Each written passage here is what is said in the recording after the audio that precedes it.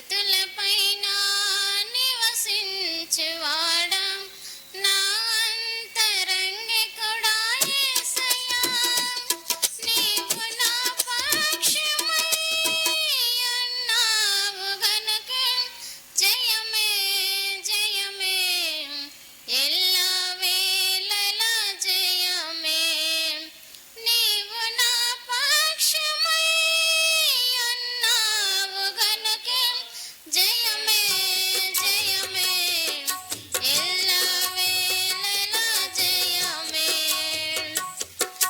నా స్తుతులపైన నివసించువాడా నా అంతరంగికుడా యేసయ్యా నా స్తుతులపైన నివసించువాడా నా అంతరంగికుడా యేసయ్యా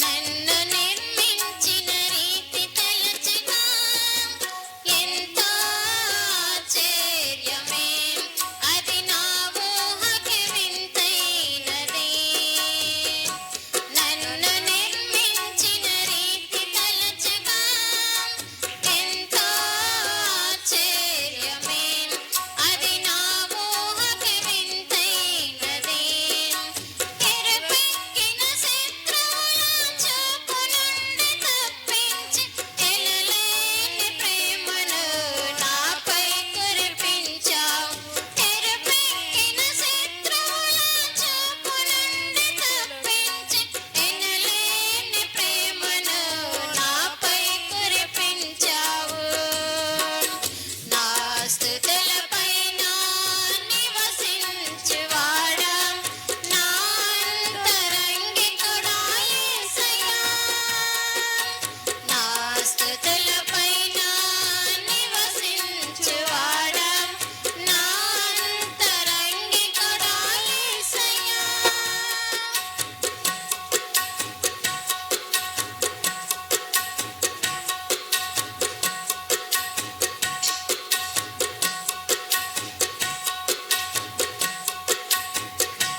ద్రాక్షవల్లి అయిన నీలోనే బహుగా వేరుపారగా నీతో మధురమైన ఫలములియనా ద్రాక్షవల్లి అయిన నీలోనే బహుగా వేరుపారగా నీతో మధురమైన ఫలములియనా ఉన్నత స్థలములపై నాకు స్థానమిచ్చితే విజయుడా నీ కృప చాలును నా జీవితం ఉన్నత స్థలములపై నాకు స్థానమిచ్చితే విజయుడా నీ కృప చాలును నా జీవితాన నా స్తుతులపైన నివసించువాడా నా అంతరంగికుడా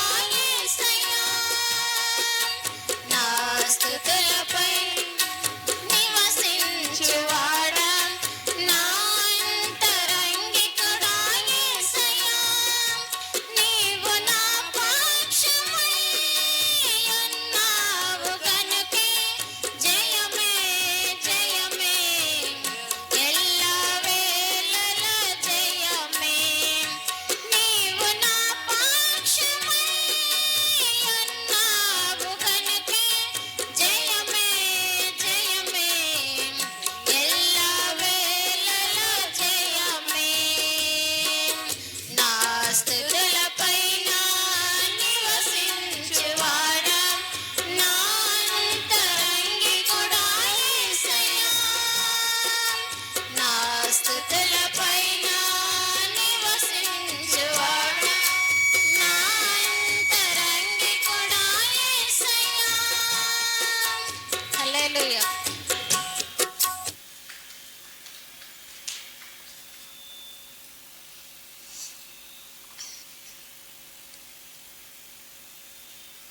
హల్లెలూయా నాన్న నాన్న నీ ఇంటికి నే దూరమై ఒక నిమిషమైన బ్రతకలేనయ్యా. నాన్న నాన్న నీ ఇంటికి నే దూరమై ఒక నిమిషమైన బ్రతకలేనయ్యా. బ్రతకలేనయ్యా బ్రతకలేనయ్యా బ్రతకలేనయ్యా బ్రతకలేనయ్యా నిన్ను విడచి నేను బ్రతకలేనయ్యా. నిన్ను విడచి నేను బ్రతకలేనయ్యా. నాన్న నాన్న నీ ఇంటికి నే దూరమై ఒక నిమిషమైన బ్రతకలేనయ్యా. నాన్న నీ ఇంటికి నే దూరమై ఒక నిమిషమైన బ్రతకలేనయ్యా. స్నేహితులే సొంతమనుకొని లోక సంపదల శాశ్వతమని స్నేహితులే సొంతమనుకొని లోక సంపదల శాశ్వతమని నీ చేయి విడచితే నీ తోడు మరచితే నీ చేయి విడచితే నీ తోడు మరచితే కరుణించి దరి చేర్చుమా. కరుణించి దరి చేర్చుమా. నాన్న నాన్న నీ ఇంటికి నే దూరమై ఒక నిమిషమైన బ్రతకలేనయ్యా. నాన్న నీ ఇంటికి నే దూరమై ఒక నిమిషమైన బ్రతకలేనయ్యా.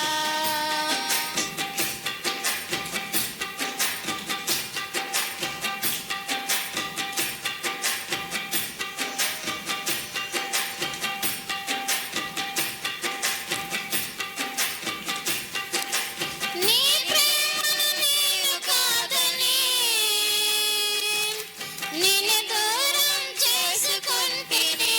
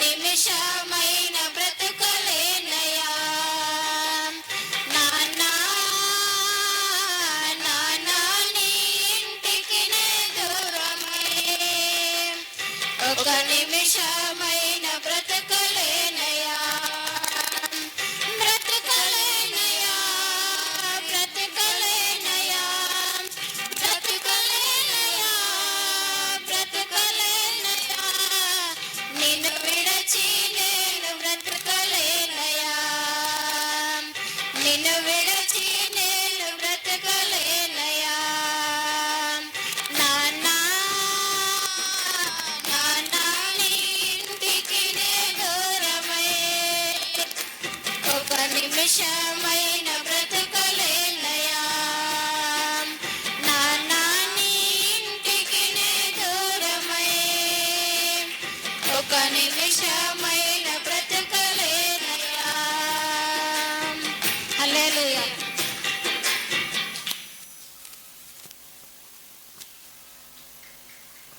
దేవునికి మహిమ కలుగునుగాక. మన మధ్యలో ఉన్నటువంటి దైవజనులు పాస్టర్ శంకర్ గారు వేదిక మీదకి రావాల్సిందిగా కోరుతున్నాం.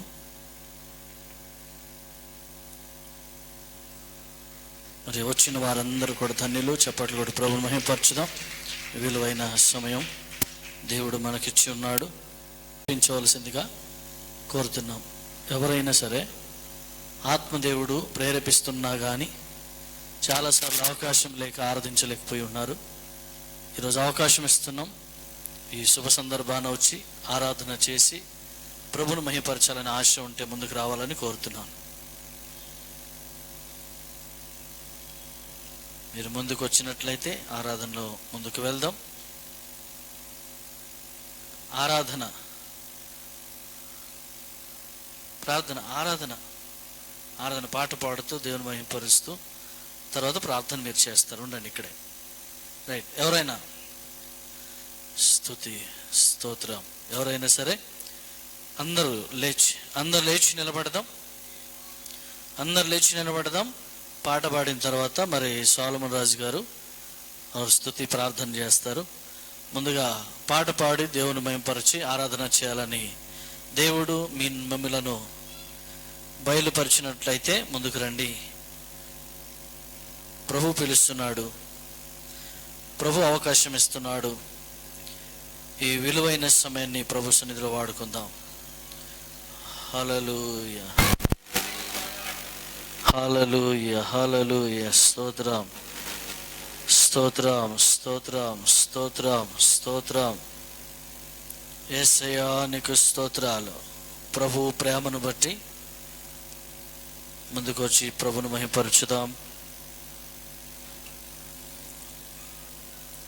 హల్లెలూయా, హల్లెలూయా. యేసయ్యా నీకు స్తోత్రాలు, యేసయ్యా నీకు స్తోత్రాలు. సర్వశక్తిమంతుడా నీకు స్తోత్రాలు, నమ్మదగిన వాడా నీకు స్తోత్రాలు. ఇదిగో ప్రభా, ఈ విలువైన సమయములో పరిశుద్ధాత్మదేవ మా మధ్యలో ఉన్నటువంటి గొప్ప కాపరి నీకు స్తోత్రాలు. హల్లెలూయా, హల్లెలూయా. స్తోత్రం, స్తోత్రం. బ్రతుకుట నీ కోసమే, మరణమైనా నాకిక మేలే. మనస్ఫూర్తిగా ప్రభు వైపు చూస్తూ చూడముచ్చటైన ప్రభు ప్రేమ, విలువైన క్రీస్తు ప్రేమను ఆస్వాదిస్తూ ఆయనను మహిమపరచాలని వచ్చిన నీవు ధన్యుడివి, ధన్యురాలివి. ఈ విలువైన సమయంలో ప్రభువును మహిమపరచాలి. వచ్చిన వారు నాతో కలిసి పాడాలి. ఒకవేళ రాకపోయినా మీరున్న స్థలములు తలలు వంచి కళ్ళు మూసుకొని ప్రభువును స్తుతిస్తూ, అయ్యా మా జీవితంలో నేను స్తుతించాలని రోజు వచ్చానయ్యా. తెలిసి తెలియక నా పొరపాటు నా జీవితంలో జరిగి ఉన్నాయి, వాటిని క్షమించి ఈ ఆరాధనలో నన్ను మార్చయ్యా, ఈ ఆరాధన నా స్థితిని మార్చు ప్రభు అని కోరాలని ప్రభు పేరట మనవి చేస్తున్నాను. నీ స్థితి మార్చగలిగిన వాడు దేవుడు, నీ ఆలోచన మార్చగలిగిన వాడు దేవుడు, నీ యొక్క ఆశలు తీర్చగలిగిన వాడు దేవుడు. పరిశుద్ధాత్మ దేవుడు అంటున్నాడు, నేను పరిశుద్ధుడను బిడ్డ, నీవు కూడా పరిశుద్ధురాలుగా పరిశుద్ధుడిగా ఉండాలని ఈ ఆరాధన ఏర్పాటు చేసి ఉన్నాడు. హల్లెలూయా, హల్లెలూయా, హల్లెలూయా, హల్లెలూయా. స్తోత్రం, స్తోత్రం, స్తోత్రం, స్తోత్రం, స్తోత్రం. యేసయ్యా నీకు వందనాలు. సర్వశక్తిమంతుడా నీకు స్తోత్రాలు. మహోన్నతుడమైన దేవా నీకు స్తోత్రాలు. మంచి కాపరి. పిల్లలు అటు ఇటు తిరగకూడదు, ఎక్కడున్నవారు అక్కడే ఉండాలి. స్తోత్రం స్తోత్రం స్తోత్రం. ఇది దేవుని సన్నిధి. పరిశుద్ధాత్మ దేవుడు నీతో మాట్లాడే ఈ యొక్క అవకాశము నీకు ఇచ్చాడు. ఆయన మాట్లాడితే నీ బ్రతుకు మారుతుంది. ఆయన నీతో మాట్లాడితే నీ జీవితం మారుతుంది. ఆయన మాట్లాడితే నీ పద్ధతులు మారుతాయి. ఆయన మాట్లాడితే నీ బలహీనతలు తొలగించబడతాయి. ఆయన మాట్లాడితే నీ అవసరాలు తీర్చబడతాయి రాత్రి. హల్లెలూయా హల్లెలూయా హల్లెలూయా. స్తోత్రం. బ్రతుకుట నీ కోసమే,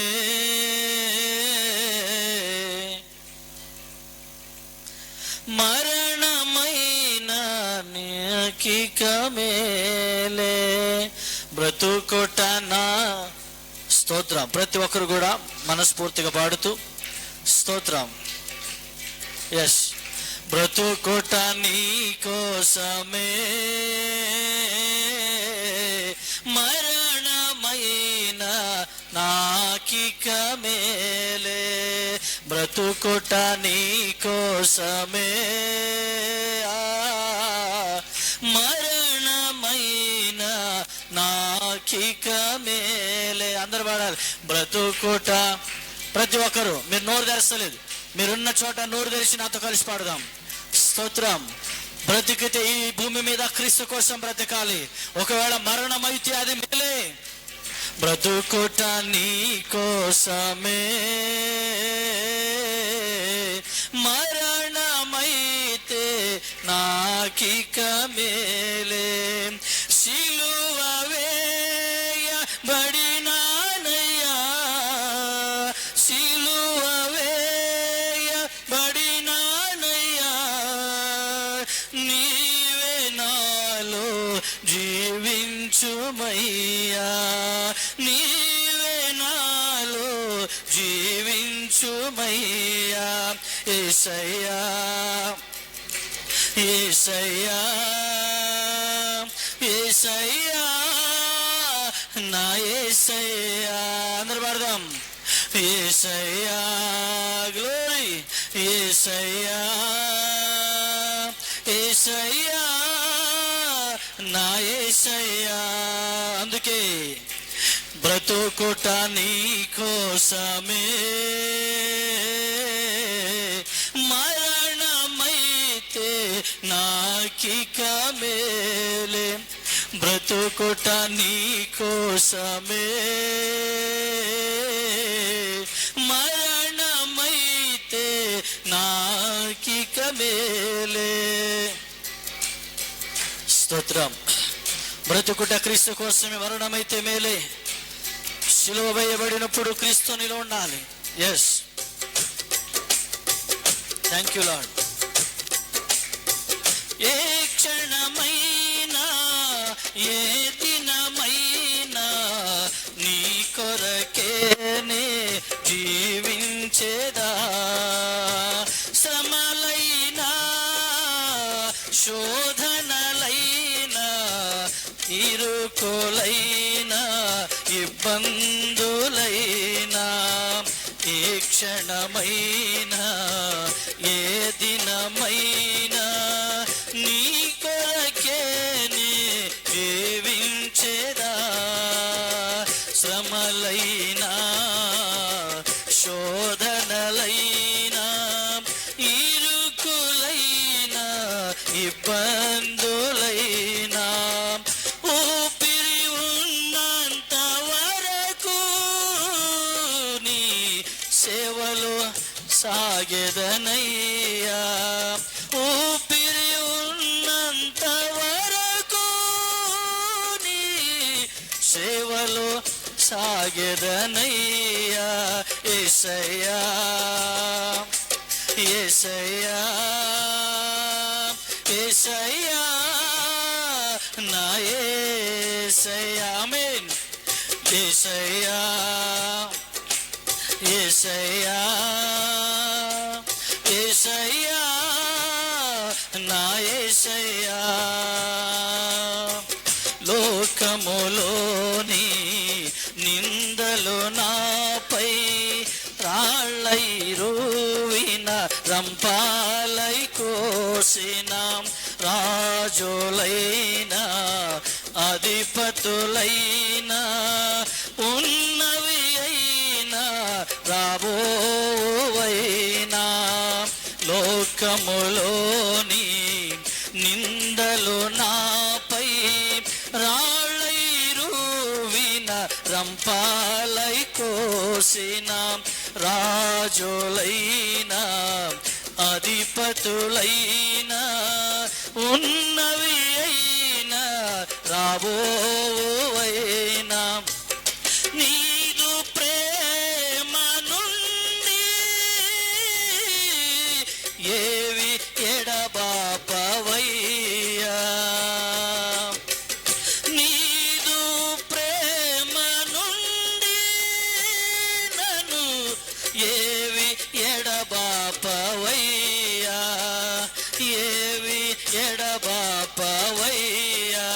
యేసయ్యా యేసయ్యా యేసయ్యా నా యేసయ్యా, అందరూ పాడదాం. యేసయ్యా యేసయ్యా యేసయ్యా నా యేసయ్యా, బ్రతుకుట నీ కోసమే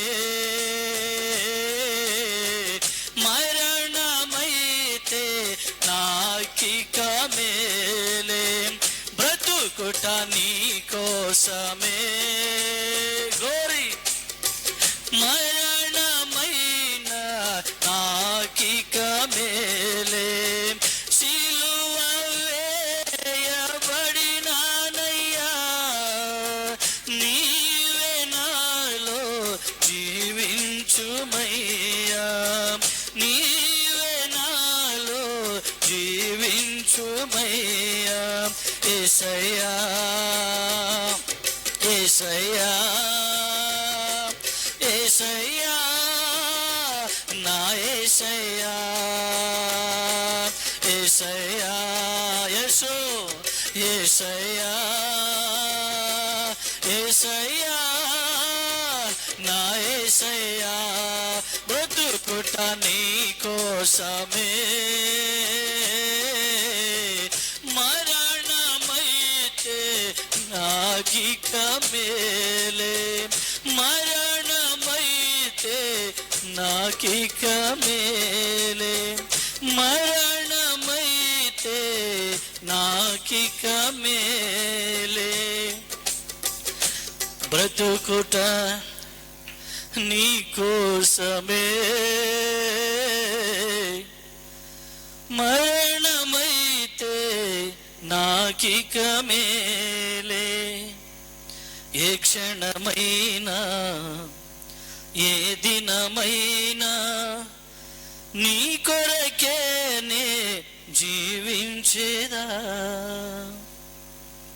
శ్రమలైనా శోధనలైనా ఇరుకులైనా ఇబ్బందులైనా ఊపిరి ఉన్నంత వరకు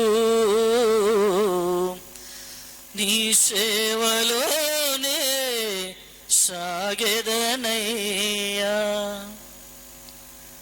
యేసయ్యా యేసయ్యా యేసయ్యా నా యేసయ్యా, బ్రతుకుట అందరు పాడదామా, మనస్ఫూర్తిగా పాడదాం.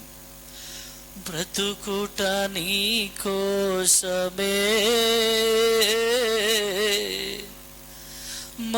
మరణమైతే నాకిక మేలే, మరణమైతే నాకిక మేలే, మరణమైతే నాకిక మేలే. సర్వశక్తిమంతుడా ఆశ్చర్యకరుడా నీకు స్తోత్రాలు. మరణమైతే మాకు మేలయ్యా, ఈ భూమి యందు పాపిష్టి బ్రతుకుట కంటే ఈ భూమి మీద నీకు విరోధంగా బ్రతుకుట కంటే, ఈ భూమి మీద నీకు అయిష్టమైన జీవితము జీవించుట కంటే, దానికి ఒక్కరోజు ముందైనా సరే మరణమైతే అది నాకు మేలు. పాపము నా తలుపు తట్టక ముందే, అహంకారము గర్వము నా తలుపు తట్టక ముందే, ఇదిగో నీ కృపను బట్టి అది మరణమైతే నాకు మేలు. నీ బలమైన అభిషేకము నాయనా మాపై కుమ్మరించయ్యా.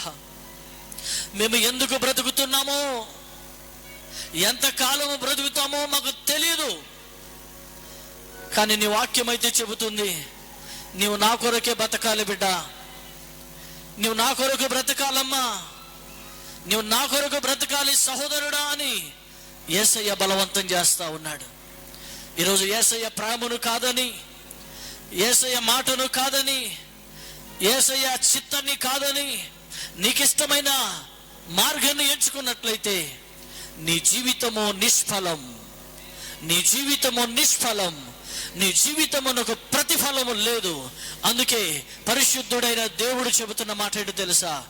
నీకు ఊపిరినంత వరకు, నీలో ఊపిరినంత వరకు నా కనుసైగలను ఉండాలి, నీలో ఊపిరినంత వరకు నా బాటలు నువ్వు జీవించాలి, నీలో ఊపిరినంత వరకు నేను చెప్పునది నువ్వు చేయాలని వాక్యము ద్వారా దేవుడు సెలవిస్తున్నాడు.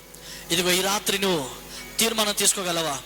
నా చిత్తము కాదయ్యా, నా మనసుకు వచ్చినట్టు కాదయ్యా, ఇంతకాలం పొరపాటు పడ్డాను, నా స్థితి మార్చయ్యా, నా మనస్సు మార్చయ్యా, నా బ్రతుకు మార్చయ్యా, నా ఉద్దేశాన్ని మార్చయ్యా, నా మాట తీరు మార్చయ్యా. ఈరోజు నా స్థితి మార్చబడాలి, ఈరోజు నా చిత్తం మార్చబడాలి, ఈరోజు నీలో ఉన్న నేను వర్ధిల్లాలయ్యా. నీకు స్తోత్రాలు. నాకున్న బలహీనత నీకు తెలుసు ప్రభువా. నన్ను ఏలుతున్న పాపము నన్ను అణిచివేస్తుందని, ప్రతి క్షణం నన్ను భయపెడుతుందని నీకు తెలుసు ప్రభువా. పాపాన్ని సమాధి చేయగలిగిన రోజు ఇదే.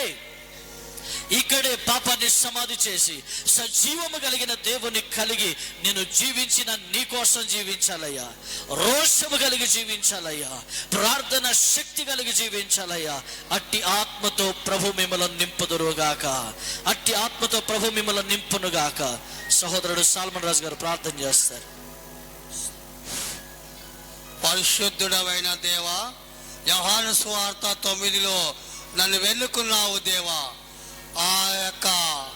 ఆ వ్యక్తిని, అందుని ఎలా వెన్నుకున్నావో నన్ను కూడా వెన్నుకున్నావు. ఆ ప్రేరేపణతో నేను ఈ స్థలానికి వచ్చిన నీకు స్తోత్రం దేవా. నీకు వందనాలు. నాకు దేవా, నువ్వు నాకు చూపు నువ్వు ఇచ్చినావు, నా సంఘం ఇచ్చావు తండ్రి, సమస్తం ఇచ్చావు తండ్రి.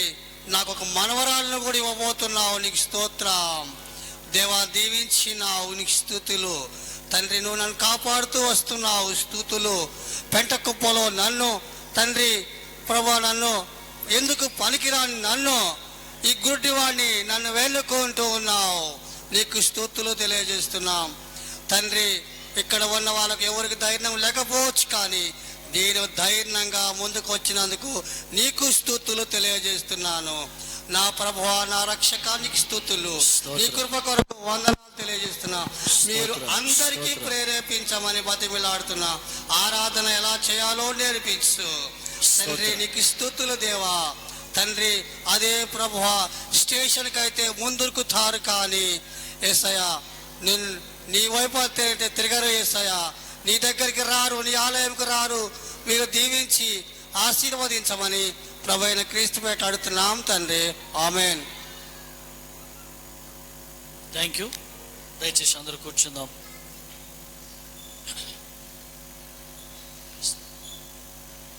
దయచేసి అందరూ కూర్చుందాం. నీ బిడ్డలకు రావలసిన దీవెనలు, ఆశీర్వాదములు తండ్రి, అద్భుత కార్యములు ప్రభువా, నీ అందు నిలిచుండి నీ సాక్షిగా నిలబడే కుటుంబాలుగా దయచేయమని ఈ చిన్న అవకాశం, ఈ గొప్ప అవకాశం ఇచ్చిన దైవ సేవకులకు ప్రత్యేకంగా కృతజ్ఞత తెలియజేస్తూ ఈ చిన్న ప్రార్థన యేసు నామములో అడుగుతున్నాం తండ్రి, ఆమేన్. సో అందరికీ ప్రైజ్ ద లార్డ్, పేరు పేరున వందనాలు. మరి ఇంత గ్రేట్ ఆపర్చునిటీ, ఇంత గొప్ప అవకాశం ఇచ్చిన దైవ సేవకులకు చొప్పున ఆత్మీయ తండ్రి గారికి ప్రత్యేకమైన వందనాలు తెలియజేస్తున్నాను. వారి కుటుంబానికి చాలా వందనాలు తెలియజేస్తున్నాను. ఒకానొక దినమున vice president and first president doctor Sarvepalli Radhakrishnan ఒక పెద్ద మీటింగ్ అరేంజ్ చేసినాడు. ఎప్పుడైతే ఆయన ప్రెసిడెంట్ అయిన తర్వాత విదేశాల నుంచి, ఇండియా నుంచి చాలా చాలా గొప్ప వారికి ఒక విందు ఇవ్వాలి. ప్రెసిడెంట్ ఒక హౌస్ నుంచి ఆయన యొక్క అధ్యక్షతన చాలా గొప్ప ఒక విందు చేయడానికి పెద్ద గొప్ప వారిని పిలిచి ఆ విందంతా అరేంజ్మెంట్ అయింది. ఆయన పక్కన ఆయన యొక్క మనమరాలు కూర్చుందట. సో ఆ విందంతా ఇక ఆయన దగ్గర ఉన్న సర్వెంట్స్, వెయిటర్స్ వాళ్ళంతా అరేంజ్మెంట్ చేసి ఆ పెద్దవారికి, గొప్పవారికి అమెరికా నుంచి, విదేశాల నుంచి, వేరే ఒక దేశాల నుంచి ఆ విందు చాలా చక్కగా, బహురుచికరంగా, ఎంతో అందంగా, ఎన్నో పాత్రలు, ఎన్నో డిషెస్ చాలా చక్కగా అరేంజ్మెంట్ చేసి ఆ గొప్పవారు అంతా చుట్టూ కూర్చున్నాడట. మంచిగా ఆ బంతి అంతా చుట్టూ కూర్చున్నదట. ఈ సర్వపల్లి రాధాకృష్ణన్ ఆయన పక్క పొంటే వారి యొక్క మనమరాలు కూర్చుందట. విందు ఎప్పుడైతే సర్వ్ చేయబడ్డదో ఇక తినే మొప్పుకు అందరు ఆలోచన చేస్తున్నారు, ఎవరు ఫస్ట్ తినాలి. గొప్పవారు ఎవరంటే the president doctor Sarvepalli Radhakrishnan. Is the president of India. చాలా గొప్పవాడు, అందరికంటే గొప్పవాడు ఆయన ఇండియాలో. సో ఈ డాక్టర్ సర్వపల్లి రాధాకృష్ణన్ తిన్న తర్వాత మనం అందరం టేస్ట్ చేయాలి, మనం అందరం తినాలని అందరు ఆశపడతా ఉన్నారు.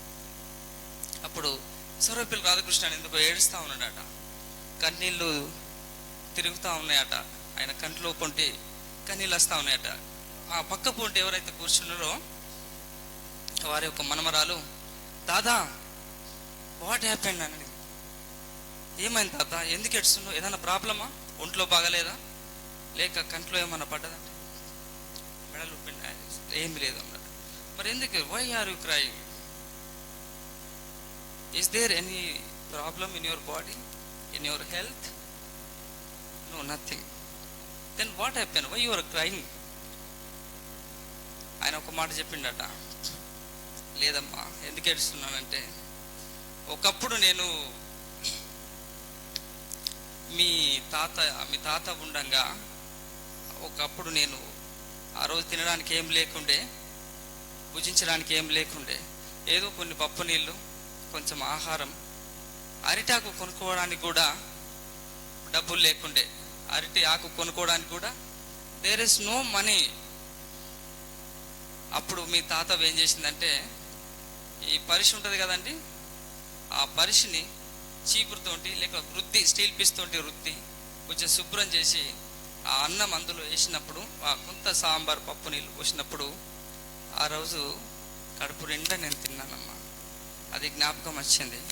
ఇప్పుడేమో దేశ విదేశాల నుంచి వచ్చిన గొప్పవారితో, దేశ విదేశాల నుంచి వచ్చిన పెద్ద పొలిటీషియన్స్తో ఈ బంగారు పాత్రలు, వెండి స్పూన్స్, బంగారు పళ్ళాలల్లో అన్నం పెట్టి వడ్డించారు కదా. సో అది చూసేసరికి నా పాస్ట్ గుర్తొచ్చిందమ్మా, అందుకోసం నాకు ఏడుపు వచ్చిందమ్మా అని చెప్పిండట. The great people never forgets there past అంటారు కదా. గొప్పవారు వారి యొక్క మొదటి స్థితిని ఎప్పుడు మర్చిపోరాట.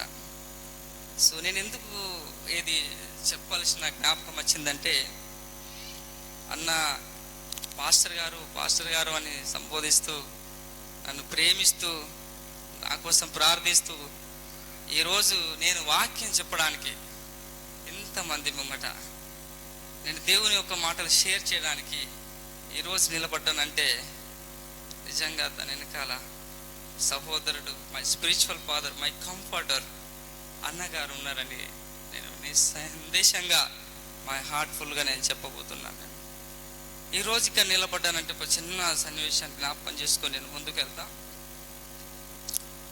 సో ఎప్పుడైతే మీకు అందరికి తెలుసు మా ఫాదర్ మదర్ మిస్ అయ్యారు, చాలా దుఃఖంలో ఉండి చాలా బాధలో ఉండి అప్పుడు అన్నకు ఫోన్ చేశాను, అన్న ప్రార్థన చేయండి, నా కోసం ఎవరు లేరన్నా, చాలా దూరం నుంచి హైదరాబాద్ ప్రాంతానికి వచ్చాను, ఒక్కనే ఉన్నా అన్నప్పుడు అన్న బండేసుకొని సూరారం ప్రాంతం వచ్చాడు. నేను 3 రోజుల నుంచి దాదాపు అన్నం తినలేదు, ఆహారం తినలేదు.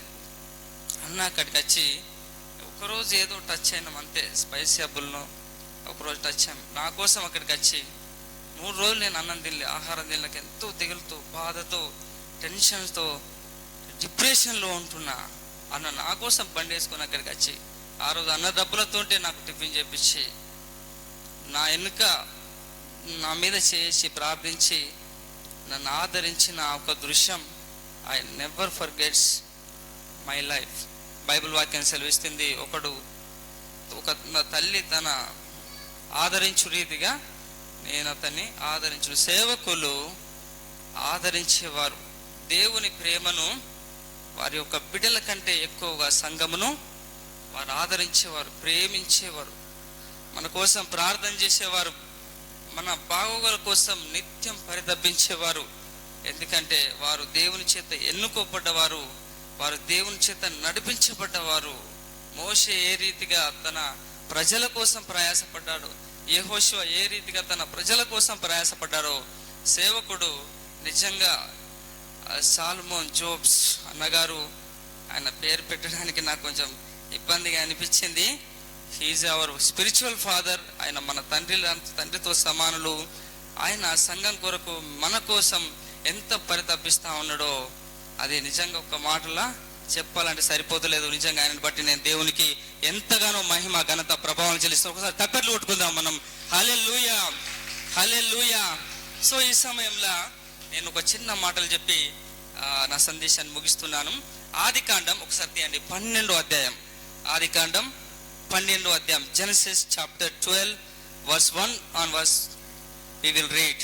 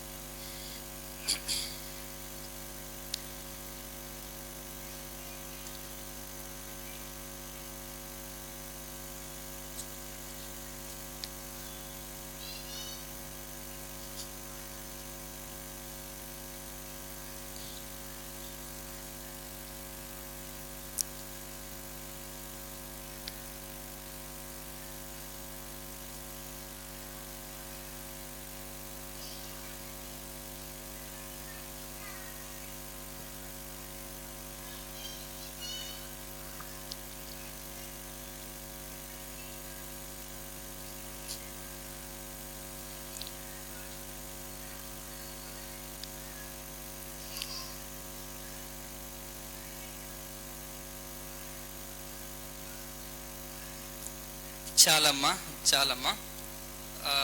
సో ఇక్కడ మనము ఒక లైఫ్ ఆఫ్ అబ్రహాం గురించి మనం చూస్తూ ఉన్నాం. చాలాసార్లు మనము అబ్రహాం జీవితం గురించి, ఆయన చరిత్ర గురించి, ఆయన యొక్క గుణగుణాల గురించి, ఆయన యొక్క విశ్వాసం గురించి, ఆయన పోరాటం గురించి మనం చాలాసార్లు వినే ఉంటున్నాం. అబ్రహాం అనే పేరు చెప్పగానే గుర్తొచ్చేది విశ్వాసులకు తండ్రి. ఈజ్ ద ఫాదర్ ఆఫ్ విశ్వాసులకు తండ్రి, ఫాదర్ ఆఫ్ ఫేత్.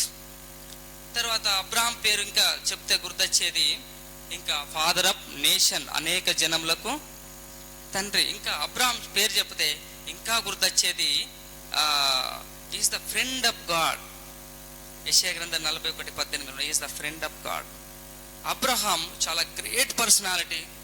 ఆయన దేవునికి ఎంతో విధేయత గలవాడు, ఆయన దేవునికి ఎంతో లోబడినవాడు. అబ్రహాము పేరు ఒక బైబిల్ అనే కాదు, ఖురాన్లో కూడా ఉంటుంది, ఇంకా ఇతర గ్రంథాల్లో, పెద్ద గ్రేట్ హిస్టారికల్ గ్రంథాల్లో కూడా అబ్రహాం ఒక పేరు మనకు కనబడతా ఉంటుంది. సో ఈ యొక్క హిస్టారికల్ పర్సన్, ఇది ఒక గ్రేట్ పర్సనాలిటీ గురించి మనము కొన్ని విషయాలు నేర్చుకుందాం. అబ్రహాము జీవితంలో ఏ రీతిగా లోబడే తత్వం ఉన్నదో, ఏ రీతిగా విశ్వాసము గల తత్వం ఉన్నదో, ఏ రీతిగా అది ఏ సందేహింపకుండా దేవుని కొరకు ఏదైనా చేయగల ఒక మనస్తత్వం ఉన్నదో. సో అబ్రహాములో కొన్ని లోపాలు కూడా మనకు కనబడతా ఉంటాయి. అబ్రహాంలో కొన్ని లోపాలు కూడా మనకు కనబడతా ఉంటాయి. ఈరోజు మనం చూద్దాం, అవి లోపాలందామా లేకుంటే దేవుని యొక్క పరీక్ష అందామా? ఒకసారి మనం కొన్ని విషయాలు మనం చూద్దాం. అయితే అబ్రహాము జీవితంలో 3 భయంకరమైన ఒక పరీక్షలు అనుకుందాం. అది మొట్టమొదటిగా అబ్రహాము జీవితంలో చూసినట్టయితే మనము ఒక భయంకరమైన కరువును అతడు రుచి చూస్తూ ఉంటాడు. రెండోది ఒక భయంకరమైన యుద్ధం అతను చూస్తూ ఉంటాడు. మూడోది ఒక భయంకరమైన తన కుమారుడైన ఇసాకుని అర్పించుట మనం చూస్తూ ఉంటాం. మొట్టమొదటిగా మనం చూసినట్లయితే 12వ అధ్యాయం మనం ఇందాక చదివాం. యెహోవా, మొదటి వచనం,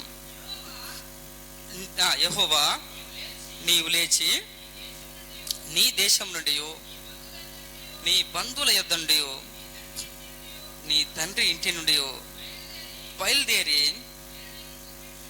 నేను నీకు చూపించు దేశమునకు వెళ్ళుము.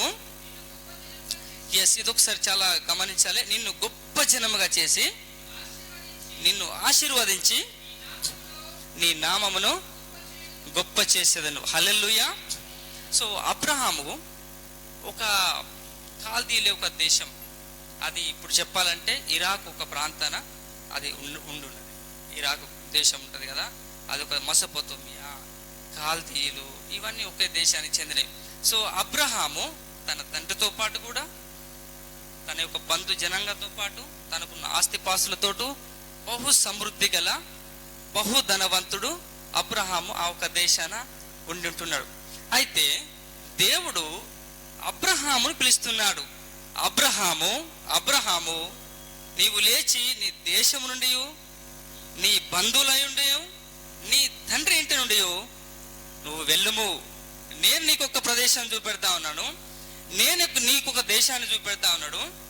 అది నువ్వు అక్కడికి వెళితే నిన్ను అంతకంటే నేను గొప్పగా ఆశీర్వదిస్తా అంటా ఉన్నాడు. అయితే చూడండి, అబ్రహాము దేని నుంచి వేరుపరుస్తా ఉన్నాడు ఆ ఒక దేశానికి అని అంటే, అబ్రహాము నీ దేశం నుండి వెళ్ళు అంటున్నాడు. అంటే నీ దేశం నుంచి నువ్వు వేరుగా అంటున్నాడు. తర్వాత నీ తండ్రి ఇంటి నుండి వేరుగా అంటున్నాడు. ఆ తర్వాత నీ బంధువుల నుంచి వేరుగా అంటున్నాడు. నీ తండ్రి నుండి, నీ దేశం నుండి, నీ బంధువు నుండి. Abraham call to bless. దేవుడు అబ్రహామును ఎందుకు పిలుస్తా ఉన్నాడంటే, he want to bless Abraham. God want to bless Abraham. దేవుడు ఎందుకు అబ్రహామును పిలుస్తుందంటే, నిన్ను ఆశీర్వదించాలంటే, నేను దీవించాలంటే,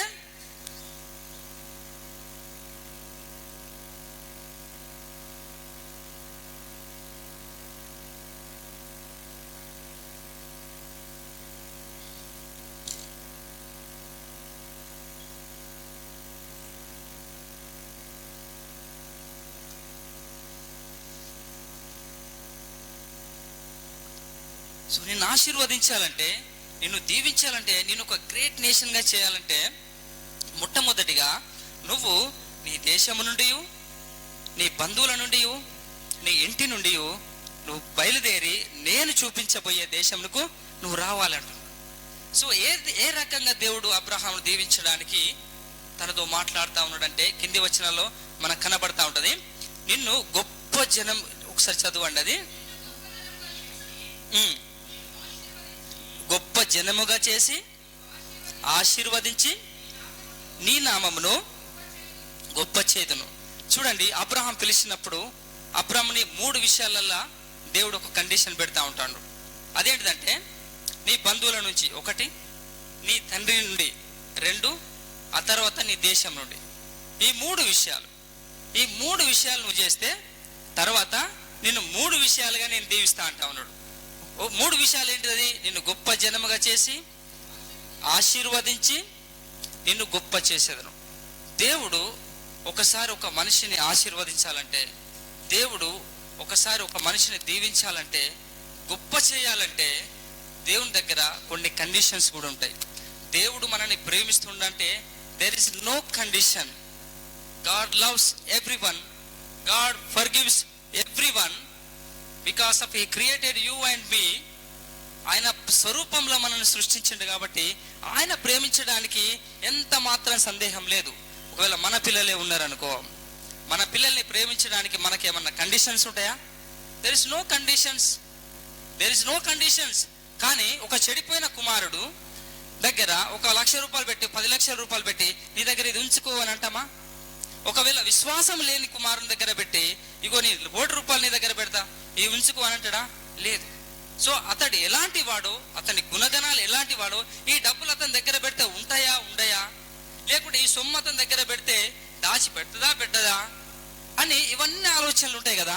సో దేవుడు దీవించే ముందు అబ్రహాముని కూడా అదే విధంగా అంటున్నాడు. అబ్రహాము ఇగో నిన్ను గొప్ప జనముగా చేస్తా, నిన్ను పెద్ద గ్రేట్ పర్సన్గా చేస్తా, నేను ఆశీర్వదిస్తా, కానీ ముందు నీ కుటుంబం నుండి, నీ దేశం నుండి, నీ ఇంటి నుండి బయలుదేరమని దేవుడు కండిషన్స్ అప్లై అని దేవుడు మాట్లాడుతూ ఉన్నాడు.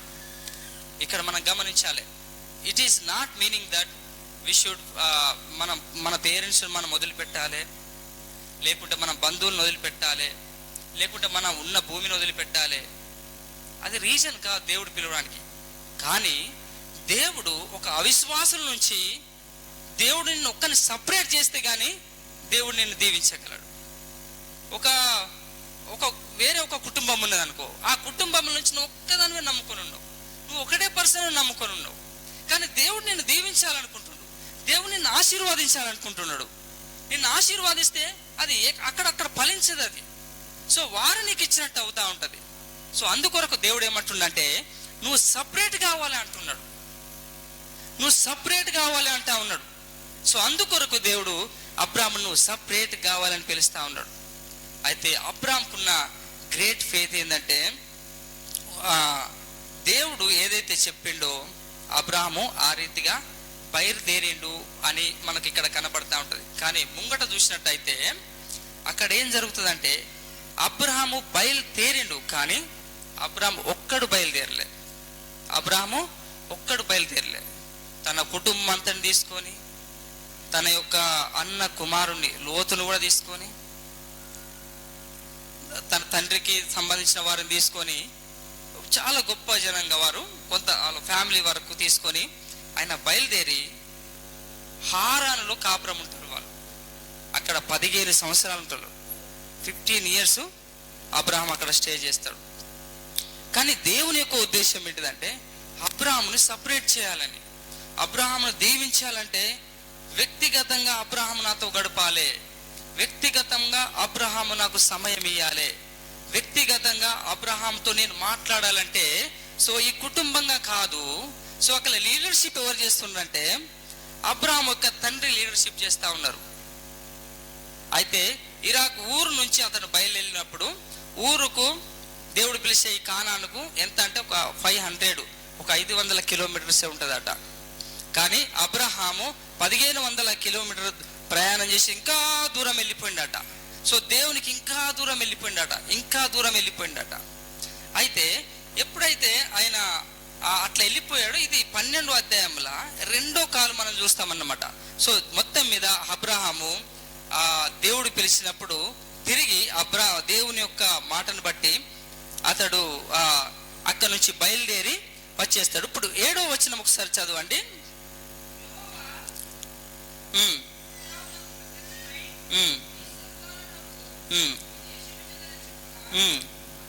అతడు ప్రత్యక్షమైన యెహోవాకు ఒక బలిపీఠం కట్టెను. అక్కడ నుండి అతడు బయలుదేరి బేతేలునకు తూర్పునున్న బేతేలుకును హాయికిని మధ్య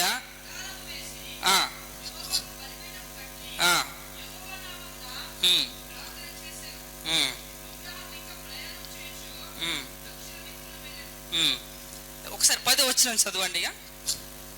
దేవుడు అబ్రాహాంకి 10వ వచనం చదవండి.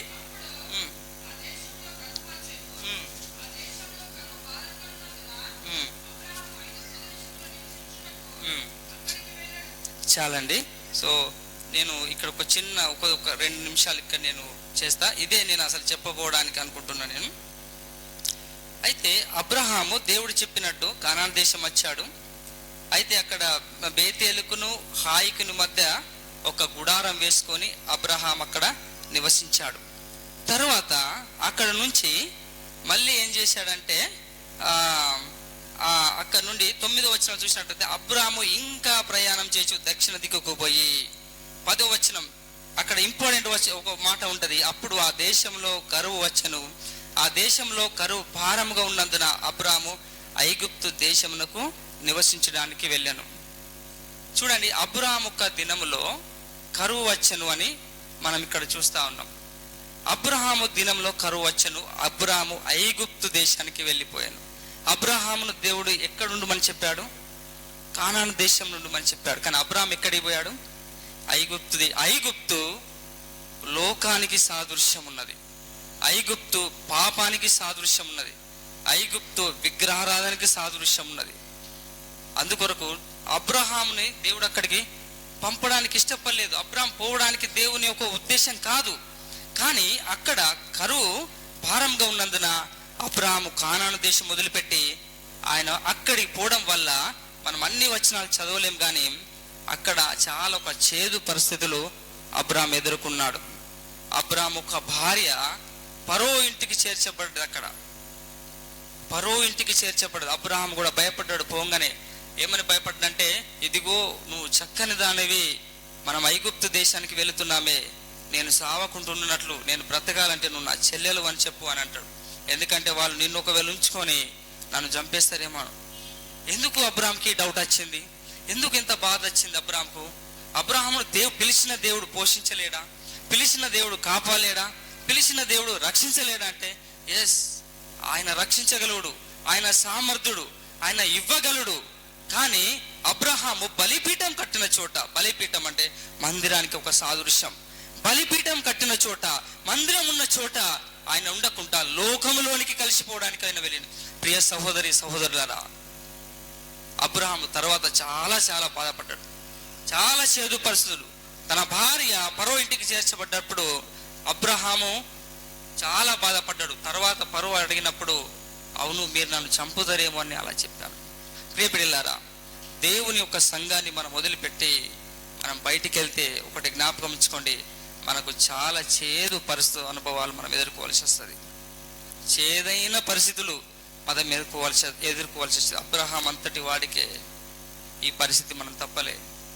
సంఘం నుంచి వెళ్ళిపోతున్నావా? చాలా జాగ్రత్త. బయట పని చేస్తున్నావా? చాలా జాగ్రత్త. మీ హృదయాన్ని కాపాడుకోండి, మన తలంపులను కాపాడుకోండి.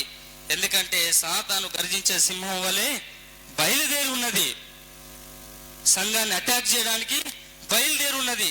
పరిస్థితులు ఏదేమైనా కానీ దేవుని సంఘాన్ని వదిలిపెడితే చాలా భయంకరమైన పరిస్థితులు మనం చూడబోతున్నాం. మన కుటుంబం, మన బిడ్డలు, మన పిల్లలు, వారితో పాటు మనం చక్కగా దేవుని మందిరానికి మనం దగ్గర ఉండాలి. మనం చేసే పని ఏదైనా కావచ్చు, అది చిన్నది కావచ్చు, అది చాలా గొప్పది, పెద్ద గ్రేట్ జాబ్ కావచ్చు, that is not a matter. కానీ దేవునికి నువ్వు దగ్గరగా ఉన్నావా లేదా? దేవుని మందిరానికి దగ్గరగా ఉన్నావా లేదా? ఒకసారి ఆలోచించండి. మన హృదయాలను గుండెల మీద చేతులు వేసుకొని ఒకసారి ఆలోచించండి. దేవుని మందిరం వదిలిపెట్టిన ఎంత గొప్పవారైనా సర్వనాశనానికి గురయ్యాలి. చాలా పెద్దవాళ్ళు, గొప్ప గొప్ప వాళ్ళు, మన లాంటి వారు కాదు. అందుకోసం యేసు ప్రభు తిరిగి లేచినప్పుడు ఇద్దరు శిష్యులు ఎమ్మాయి మార్గంన వెళ్తా ఉన్నప్పుడు వాళ్ళ హృదయంలో దుఃఖంతో నిండిందట. వారి హృదయము దుఃఖంతో నిండిందట. కారణం ఏంటంటే వారు దేన్ని వదిలిపెడతా ఉన్నారు? దేవుని సంఘాన్ని వదిలిపెడతాను. వారు దేన్ని వదిలిపెడతా ఉన్నారు? ఆరాధన వదిలిపెడుతున్నాడు. వారు దేన్ని వదిలిపెడతా ఉన్నారు? వాక్యాన్ని దాన్ని దేన్ని వదిలిపెడుతున్నారు? సేవకుడిచ్చే ఒక సందేశాన్ని వదిలిపెడతా ఉన్నారు. సేవకులు మన మంచి కొరకు మనల్ని గద్దిస్తారేమో, మన మంచి కొరకు వారు మనల్ని ఒక్కొక్కసారి మనకు బాధగా ఉంటుందేమో, బాధ కలిగిస్తుందేమో. కానీ ప్రియబిడ్డలారా, అది మన మంచి కోసమే, అది మన మేలు కొరకే, మన కుటుంబ క్షేమం కొరకే. ప్రియబిడ్డలారా, నేను స్పైసీఎఫ్లో వర్క్ చేస్తా, యాజ్ ఎ సూపర్వైజర్గా వర్క్ చేస్తా. నాకు అక్కడ ఉన్న పరిస్థితులు చాలా తెలుసు. ఎంతమంది బిడ్డలు దేవునికి దూరమై, దేవుని యొక్క ప్రార్థనకు దూరమై, చర్చికి వచ్చిన వాళ్ళు మానేసుకొని వారు ఎట్లాంటి దుర్బలమైన పరిస్థితుల్లో ఉన్నారంటే, ఎట్లాంటి భయంకరమైన పరిస్థితులు ఎదుర్కొంటారంటే ప్రియ బిడ్డలారా, చాలా చాలా భయంకరమైన పరిస్థితులు ఎదుర్కొంటా ఉన్నారు. వారి కుటుంబాలలో చెప్పలేని ఒక బాధలు ఎదుర్కొంటున్నారు. ఆ కారణం ఏం తెలుసా? వారు దేవుని మందిరానికి దూరం అయిపోయారు. దేవుని మందిరానికి, దేవుని వాక్యానికి దూరం అయిపోయారు. చాలా పెద్దవాళ్ళు ఉన్నారు, నాకు తెలిసిన వారు, నాకు పెద్దవారు ఉన్నారు. సో వారు ఒక్కొక్కసారి చెప్తా ఉంటారు. కారణం ఏంది? వారికి స్పిరిచువాలిటీ అనేది లేదు, క్షమాపణ అనేది లేదు. ఎక్కడ శాంతి దొరుకుతుంది, ఎక్కడ ప్రేమ దొరుకుతుంది, ఎవరు మాత్రం మమ్మల్ని క్షమించగలుగుతారు తెలియదు. ఒకవేళ తెలిసినా కానీ వాళ్ళు ప్రభుకు దూరమై చాలా ఇబ్బందులు పాలవుతారు. కానీ దేవుడు మనల్ని పిలుచుకున్నది, ఆయన మనల్ని దీవించడానికి, ఒక కరువులో కావచ్చు, ఇబ్బందులు కావచ్చు, ఇరుకులో కావచ్చు, దేవుడు మనల్ని దీవించడానికి, ఆయన మనల్ని పోషించడానికి ఆయన సమర్థుడై ఉంటున్నాడు. ఒకవేళ మనకు వచ్చిన పరిస్థితులు మనకు తగినంత మాత్రమే దేవుడు మనల్ని పరీక్షిస్తాడు, ఇబ్బంది పెడతాడు. కానీ అంతకంటే ఎక్కువ మనల్ని ఇబ్బంది పెట్టాడు. ఒక మాట చదువుకుందాము. కీర్తనలు 66:10-12 వచనం ఒకసారి చదువుకుందాం. కీర్తనలు 66:10-12 వచనం ఒకసారి చదవండి. ఎవరన్నా దయచేసి ఇవ్వండి. ఒకసారి గట్టిగా చదవండి, కొంచెం గట్టిగా చదవండి. దేవా, నీవు మమ్మల్ని పరిశీలించుచున్నావు, వెండిని నిర్మూలం చేయు రీతిగా నువ్వు మమ్మల్ని నిర్మూలం చేసి ఉన్నావు. గట్టిగా అమ్మ కొంచెం. బందీ గృహంలో మమ్మల్ని ఉంచితివి, గొప్ప భారం పెట్టితివి, చేసితివి.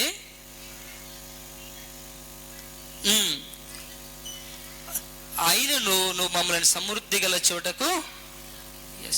చూడండి, ఇక్కడ వెండిని నిర్మూలం చేయు రీతిగా, బంగారం ఉంటది కదండి, బంగారము అగ్నిలో వేసినప్పుడు ఏం జరుగుతుంది? ఒకసారి మా భార్య 20,000 రూపాయల బంగారం కొన్నది. 20,000 రూపాయల బంగారం చెన్నై షాపింగ్ మాల్లో కొంటే అది 2 సంవత్సరాలకు ఏదో దాన్ని అమ్మి ఇంకో వేరేదో చేద్దామని తీసుకపోతే 20,000 రూపాయల బంగారానికి 6,000 ఇస్తా అంటా ఉన్నాడు. 20,000 రూపాయల బంగారానికి 6,000 ఇస్తా అంటున్నాడు. ఎందుకు ఇంత తక్కువ అంటే దాన్ని అగ్గిలేసిండట. దాన్ని ఎందులో వేసిండు? దాన్ని ఒక ఫైర్లో వేసిండు. ఫైర్లో వేసి దాన్ని కరగపోతే ఇదిగో దాని చెడంతా పోయింది, దాన్ని పాడంతా పోయింది, మిగిలింది స్వచ్ఛమైంది. 6,000 తీసుకపోతావా లేకుంటే చేపించుకుంటావా నీ ఇష్టం అంటాడు. ఎందుకంటే దానిలో ఉంటున్న చెడంతా తీసేసిండు అన్నమాట. సో దేవుడు అబ్రహాముకు ఇంత భయంకరమైన కరువు కలిగించడానికి, అబ్రహాంలో ఉంటున్న ఇంకా విశ్వాసాన్ని ఇంకా బలపరచడానికి, ఆయనని పరిపూర్ణత విశ్వాసంలోనికి నడిపించడానికి దేవుని యొక్క పరీక్ష. కానీ దేవుడు మనల్ని పరిశీలించడానికి, దేవుడు మనల్ని ఇంకా స్వచ్ఛంగా చేయడానికి, దేవుడు దాన్ని ఇంకా పరిశుద్ధంగా చేయడానికి మన విశ్వాసాన్ని దేవుడు మనల్ని పరిశీలించనే ఉంటున్నాడు. ఒకసారి ఇది కూడా చదవండి. యాకోబు పత్రిక 1:14 చదవండి ఒకసారి. యాకోబు పత్రిక 1:14 వచనం.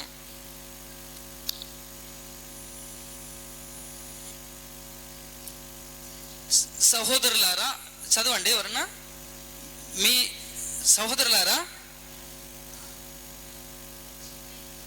యాకోబు పత్రిక 1:4 సారీ, యాకోబు పత్రిక 1:1-4.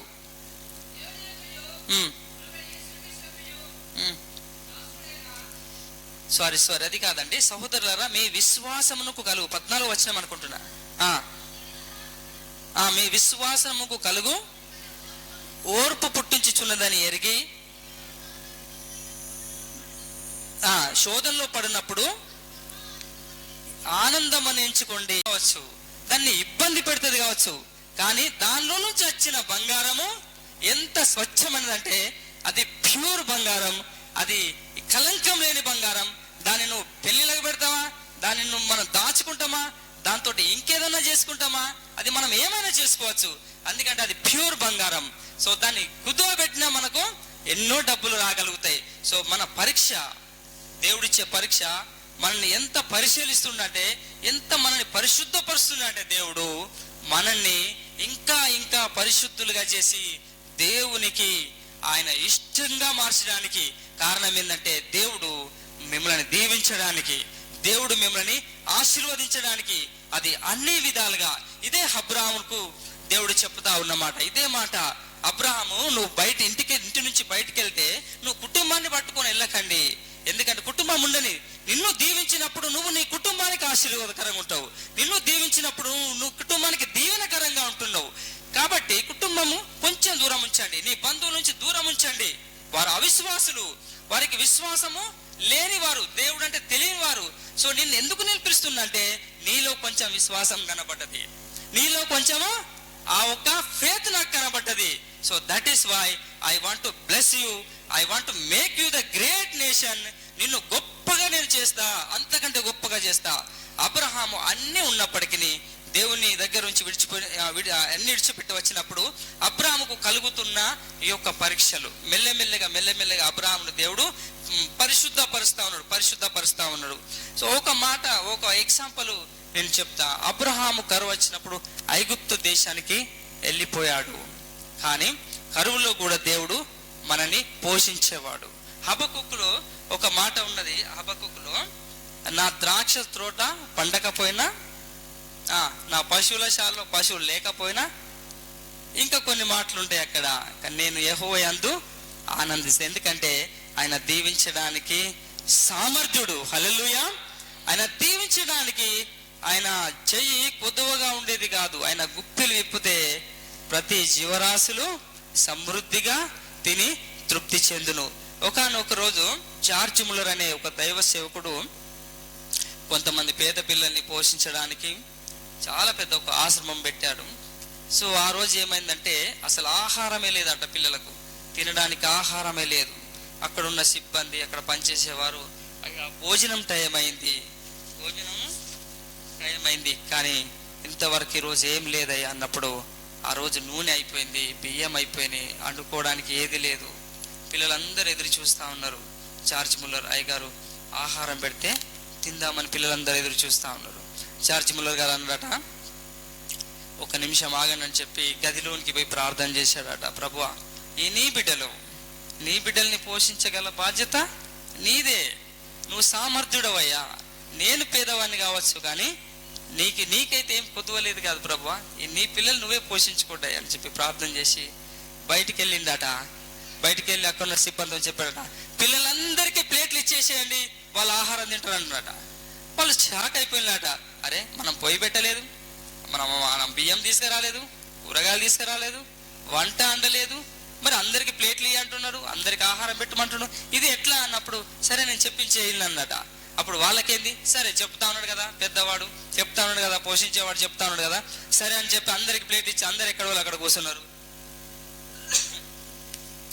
ఎక్కడోళ్ళు కూర్చున్న తర్వాత రోజువారీగా పిల్లలు ఏ రీతిగా ప్రార్థన చేసుకొని చాలా ఆనందంగా ఆహారం కొరకు ఎదురు చూస్తా ఉన్నారు.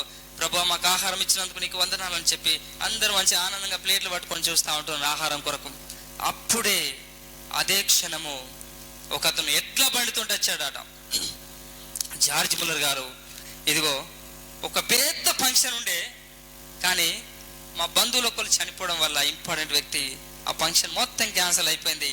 ఇందులో బిర్యానీ ఉన్నది, చికెన్ ఉన్నది, మటన్ ఉన్నది, సో అనేక రకమైన ఇంకా డిషెస్ ఉన్నాయి. మేము తెలుసుకున్నాం, మీరు ఎంతో మంది పిల్లల్ని పోషిస్తుండట, ఈ పిల్లలకి ఆహారం అంతా పెట్టండి, ఆ దేవుడు మమ్మల్ని ప్రేరేపించాడు మీకు ఇవ్వమని అని చెప్పినప్పుడు అప్పుడు ఆ ఆహారం అంతా వాళ్ళకి ఇవ్వడం జరిగిందట. Hallelujah, hallelujah. Yes, the God can supply all our needs. దేవుడు మన అవసరాలన్నిటిని తీర్చడానికి ఆయన సామర్థ్యుడు.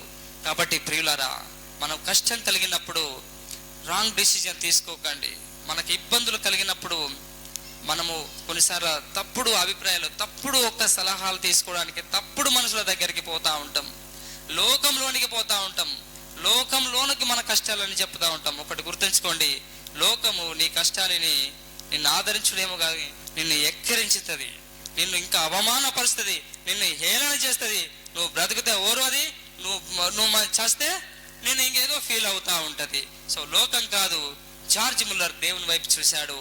సో అబ్రహాంకు కలిగిన ఈ పరీక్ష ఓర్పుకే గాని అబ్రహామును కీడు చేసి ఇంకేదో చేయడానికి కాదు, దేవుడు మనకు మేలు చేయడానికే మనకు కొన్ని పరీక్షలు తీసుకొస్తా ఉంటాడు. హల్లెలూయా.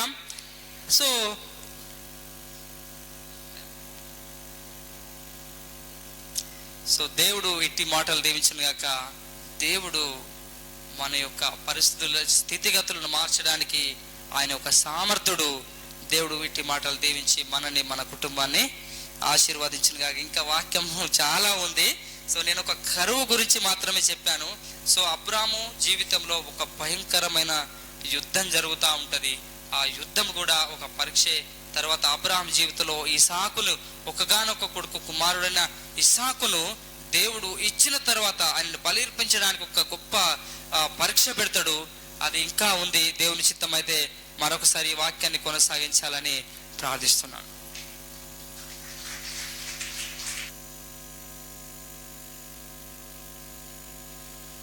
Thank you. మంచి సందేశం అందించిన దైవదాసులను ప్రభువు దీవించి ఆశీర్వదించును గాక. హల్లెలూయా, హల్లెలూయా. ప్రియమైన దేవుని బిడ్డలారా, మంచిది. ఈ విలువైన సమయంలో జార్జ్ ముల్లర్ గారు చేసిన ప్రార్థన ఎంత గొప్ప కార్యం చేసింది కదా. ఉపవాసం ఉన్నటువంటి పిల్లలు, ఖాళీ ప్లేట్తో కూర్చున్నటువంటి వారి ప్లేట్లు ప్రార్థన ద్వారా భోజనంతో నింపబడ్డాయి. హల్లెలూయా. ఈరోజు నీ ఇంట్లో నీ ప్లేట్ ఖాళీగా ఉందా? ఈరోజు ఏదో సహాయం కొరకు మనుషుల మీద ఆధారపడాలని చూస్తున్నావా? అయితే ఒకటి విను, జార్జ్ ముల్లర్ గారు నీకంటే భయంకరమైన క్రిటికల్ పొజిషన్లో ఉన్నప్పుడు పరిశుద్ధాత్మ దేవుని ప్రేరేపణ ద్వారా ప్రార్థన చేయగా దేవుని శక్తి తోడై అవసరాన్ని తీర్చింది. సో ఈ సేమ్ సిచ్యువేషన్ ఒక గ్రేట్ టెస్ట్ మని అనుకోవచ్చు. మీ ముందు ఉన్నటువంటి మీ సంఘ కాపరిగా నేను 2005 ఆ ప్రాంతం నుంచి 9-10 సంవత్సరాల వరకు అనాథ ఆశ్రమం నడిపించా. 42 మంది అనాథ పిల్లలు ఈ సేవకుని ద్వారా పోషించబడ్డారు. సిద్దిపేట ప్రాంతంలో 10 మంది వయసు అయిపోయినటువంటి వృద్ధులు, 42 మంది తల్లిదండ్రులు లేనటువంటి పిల్లలను పోషించిన ఒక చిన్న సేవకుడిని. సో ఈ విషయం ఎందుకు చెప్తున్నానంటే, సేమ్ జార్జ్ ముల్లర్ గారికి ఎలాంటి పరిస్థితి ఎదురైందో ఆ అనాథ ఆశ్రమంలో ఒకరోజు మొత్తం నీళ్ళు అయిపోయింది. బియ్యం లేవు, పప్పు లేదు, ఉప్పు లేదు, కారం లేదు, ఏమీ లేదు. మా వార్డెన్ గారు ఫోన్ చేసి, అన్నా అన్నీ అయిపోయినాయి అన్నా, డబ్బులు నా దగ్గర కూడా లేవు, ఇప్పుడు ఏం చేయాలో అర్థం కావట్లేదు, పిల్లలంతా ఆకలితో ఉన్నారు, కొంచెం ఏదన్నా ఉంటే పంపించండి అన్న అని ఫోన్ చేశారు. నేను హైదరాబాద్లో ఉంటా, హాస్టల్ సిద్దిపేటలో ఉంటుంది. ప్రభా ఏం చేయాలని చాలా బాధ అనిపించి, నేను రాజశేఖర రెడ్డి అల్లుడు అనిల్ కుమార్ గారి యుద్ధ పని చేస్తున్నప్పుడు ప్రేయర్ హాల్ ఉంటుంది, అందులో క్యాబిన్ ఒకటి సపరేట్ ఉంటుంది మేము కూర్చోవడానికి. వెంటనే లోపలికి వెళ్ళిపోయి తలుపు వేసుకొని ప్రార్థన చేసుకున్నాం. నేనేమో ఇంత దూరం ఉన్నా ప్రభువా, వాళ్ళేమో అంత దూరంలో ఉన్నారు, నేనేమీ చేయలేను, నా దగ్గర ఏమీ లేదు, ఇప్పుడు పరిస్థితి ఏంటి ప్రభువా, కొంచెం సాయం చేయి ప్లీజ్ అని ప్రార్థన చేసినప్పుడు, అమ్మా ప్రార్థన చేసినప్పుడు ఒక కాలేజీ అమ్మాయి, బీటెక్ చదువుతున్న అమ్మాయి నాకు ఫోన్ చేసింది. ఫోన్ చేసి, సార్ మీ పేరు సాలోమన్ జోబ్ గారా అంటే, అవునమ్మా అన్న, మీది Smyrna church of Smyrna ministries ద్వారా మీరు ఒక అనాథ ఆశ్రమం నడిపిస్తున్నారంట, అది నిజమా అన్నది. అవునమ్మా అన్న. అయితే ఏమనుకోకండి, మీ హాస్టల్ని నేను చూడాలనుకుంటున్నాను, దయచేసి ఆ అడ్రస్ చెప్తారా అంటే, అయ్యో అదెంత తల్లి, వెళ్ళు, ఇప్పుడు నువ్వు ఎక్కడ ఉంటావు అంటే, నేను సిద్దిపేట దగ్గరే ఉంటాను, నేను బీటెక్ చదువుతున్నా, మా కాలేజ్ ఇక్కడ ఉంది ఫలానా ఏరియా, దుద్దేడ క్రాస్ రోడ్ అంటారు దాన్ని, ప్రజ్ఞాపూర్ దాటిన తర్వాత అక్కడ నా హాస్టల్ ఉంది, అక్కడ నేను చదువుకుంటాను అని అంటే, మా హాస్టల్ కూడా దాని దగ్గరలో ఉందమ్మా అంటే, అయ్యో చెప్పండి నేను ఇప్పుడే వెళ్తానంటే అడ్రస్ ఇచ్చాను. వెంటనే బయలుదేరి వెళ్ళిపోయింది. వెళ్ళిపోయినప్పుడు ఒక 20 మంది పిల్లలకి బట్టలు తీసుకొని బయలుదేరి వెళ్ళి ఇచ్చిన తర్వాత ఒక చిన్న కవరు మా వార్డెన్ చేతిలో పెట్టి వచ్చేసింది. ఆయన ఫోన్ చేశాడు, అన్న ఎవరో సిస్టర్ వచ్చారన్నా, బట్టలు ఇచ్చారు, డబ్బులు పెట్టి కవర్ కూడా ఇచ్చారన్నా అన్నాడు. సో ఏదైతే ఏమో దేవుడు సమయానికి పంపించాడు కదా, మరి తీసి ప్రార్థన చేసి మరి వాడేసేయండి, పిల్లలకి ఎంత తెచ్చి పెట్టండి అన్నామని చెప్పా. హల్లెలూయా. అన్న ఇందులో ఒకసారి ఓపెన్ చేయి ఎంత ఉన్నాయని అంటే ఆయన ఓపెన్ చేసి, అన్న 20,000 ఉన్నాయి అన్న అన్నాడు. 20,000 రూపాయలు ఉన్నాయన్న అని చెప్పాడు. వెంటనే నేను ఎగిరి గంతులేసా, ప్రభువా నీకు స్తోత్రం, ఆకలి గల వారిని నువ్వు కడుపార తిండి పెట్టగల దేవుడు. చిన్న చిన్న చిట్టు చేతులతో ఉన్న పిల్లలకి కడుపు నింపుకోవడానికి ఏమీ లేని పరిస్థితిలో వారి కడుపు చూసే దేవుడు. ఇదిగో ఆ సహోదరి ద్వారా నువ్వు కార్యం చేసావు, అందుకు నీకు వందనాలని ప్రభువును స్తుతించి ఆ మొత్తం నెల సరిపడే సరుకులన్నీ వచ్చేసినాయి. పిల్లలకు తెచ్చి ఇచ్చేశారు, బియ్యము, రవ్వ అవన్నీ తీసి పెట్టేశారు. నిన్న ₹1 మిగిలేదు, అన్ని తీసుకొచ్చి పెట్టు, తర్వాత దేవుడు ఉన్నాడు అని చెప్పాను. 15 మంది పనిచేస్తారు అక్కడ, అందరికి శాలరీస్ ఇచ్చేవాళ్ళం. కానీ దేవుని కృపను బట్టి నేను ఎందుకు చెప్తున్న మాట అంటే, ఈరోజు భారతదేశంలో ఒక గ్రేట్ డే అని ఫీల్ అవుతున్నారు. దాన్ని ఫ్రెండ్షిప్ డే అని పేరు పెట్టుకున్నారు. సో ఈ ఫ్రెండ్షిప్ డే నాడు చాలా మంది పిచ్చి పిచ్చిగా వ్యవహరిస్తున్నారు. ఈ ఫ్రెండ్షిప్ రోజు అర్థం లేని పర్థం లేని బ్రతుకు వాళ్ళు జీవిస్తున్నారు. ఈ ఫ్రెండ్షిప్ రోజు ఇందాక దైవజనులు మాట్లాడుతూ దాన్ని సగానికి ఆపేశారు, చెప్పలేదు, బాగోదేమో అని చెప్పలేదు. ఎందుకు తెలుసా, వారు హోటల్లో సూపర్వైజర్గా చేస్తారు, చర్చికి డుమ్మ కొట్టి, కాలేజీలకు డుమ్మ కొట్టి, ఈరోజు ఎంతోమంది వాళ్ళు పనిచేసే హోటల్కి వచ్చి ఉంటారు, మార్నింగ్ డ్యూటీ వాళ్ళది, చూసి వచ్చారు కాబట్టి అనుభవపూర్వకంగా చెప్తా ఉన్నారు. క్రైస్తవ పిల్లలని చెప్పుకుంటూ కాలేజీలకు డుమ్మ కొట్టడం, చర్చికి డుమ్మ కొట్టడం, ప్రార్థనకి వెళ్తున్న మమ్మీ అని తొందరగా రెడీ అయిపోయి చర్చికి వెళ్లకుండా ఎక్కడో దూరం చర్చి పేరు చెప్పి అక్కడికి వెళ్లకుండా హోటల్కి వెళ్ళి వాళ్ళు టైం పాస్ చేయడం కళ్ళారా చూసిన సేవకుడు ఈరోజు మీ కళ్ళ ముందు చెప్తా ఉన్నాడు.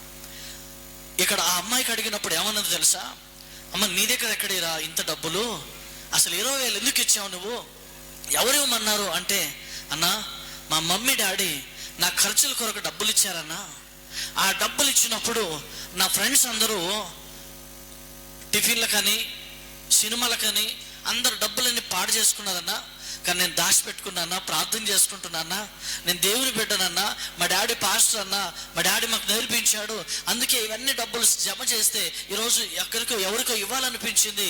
నేను కంప్యూటర్లో సిస్టమ్ ల్యాప్టాప్ ఓపెన్ చేసి చూసినప్పుడు అందులో హాస్టల్ కనబడింది, క్రిస్టియన్ హాస్టల్ మీదే కనబడింది, అందుకు వెంటనే మీకు ఫోన్ చేశానన్నా అని చెప్పగానే నా గుండె ఆనందంతో ఆర్భాటం చేసింది.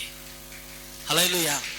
ఫ్రెండ్షిప్ డే అంటే విచ్చలవిడిగా తిరుగుతూ డబ్బులన్నీ కూడా వేస్ట్ చేసుకొని నీ యొక్క క్యారెక్టర్ని పాడు చేసుకోవడం ఫ్రెండ్షిప్ డే కాదు.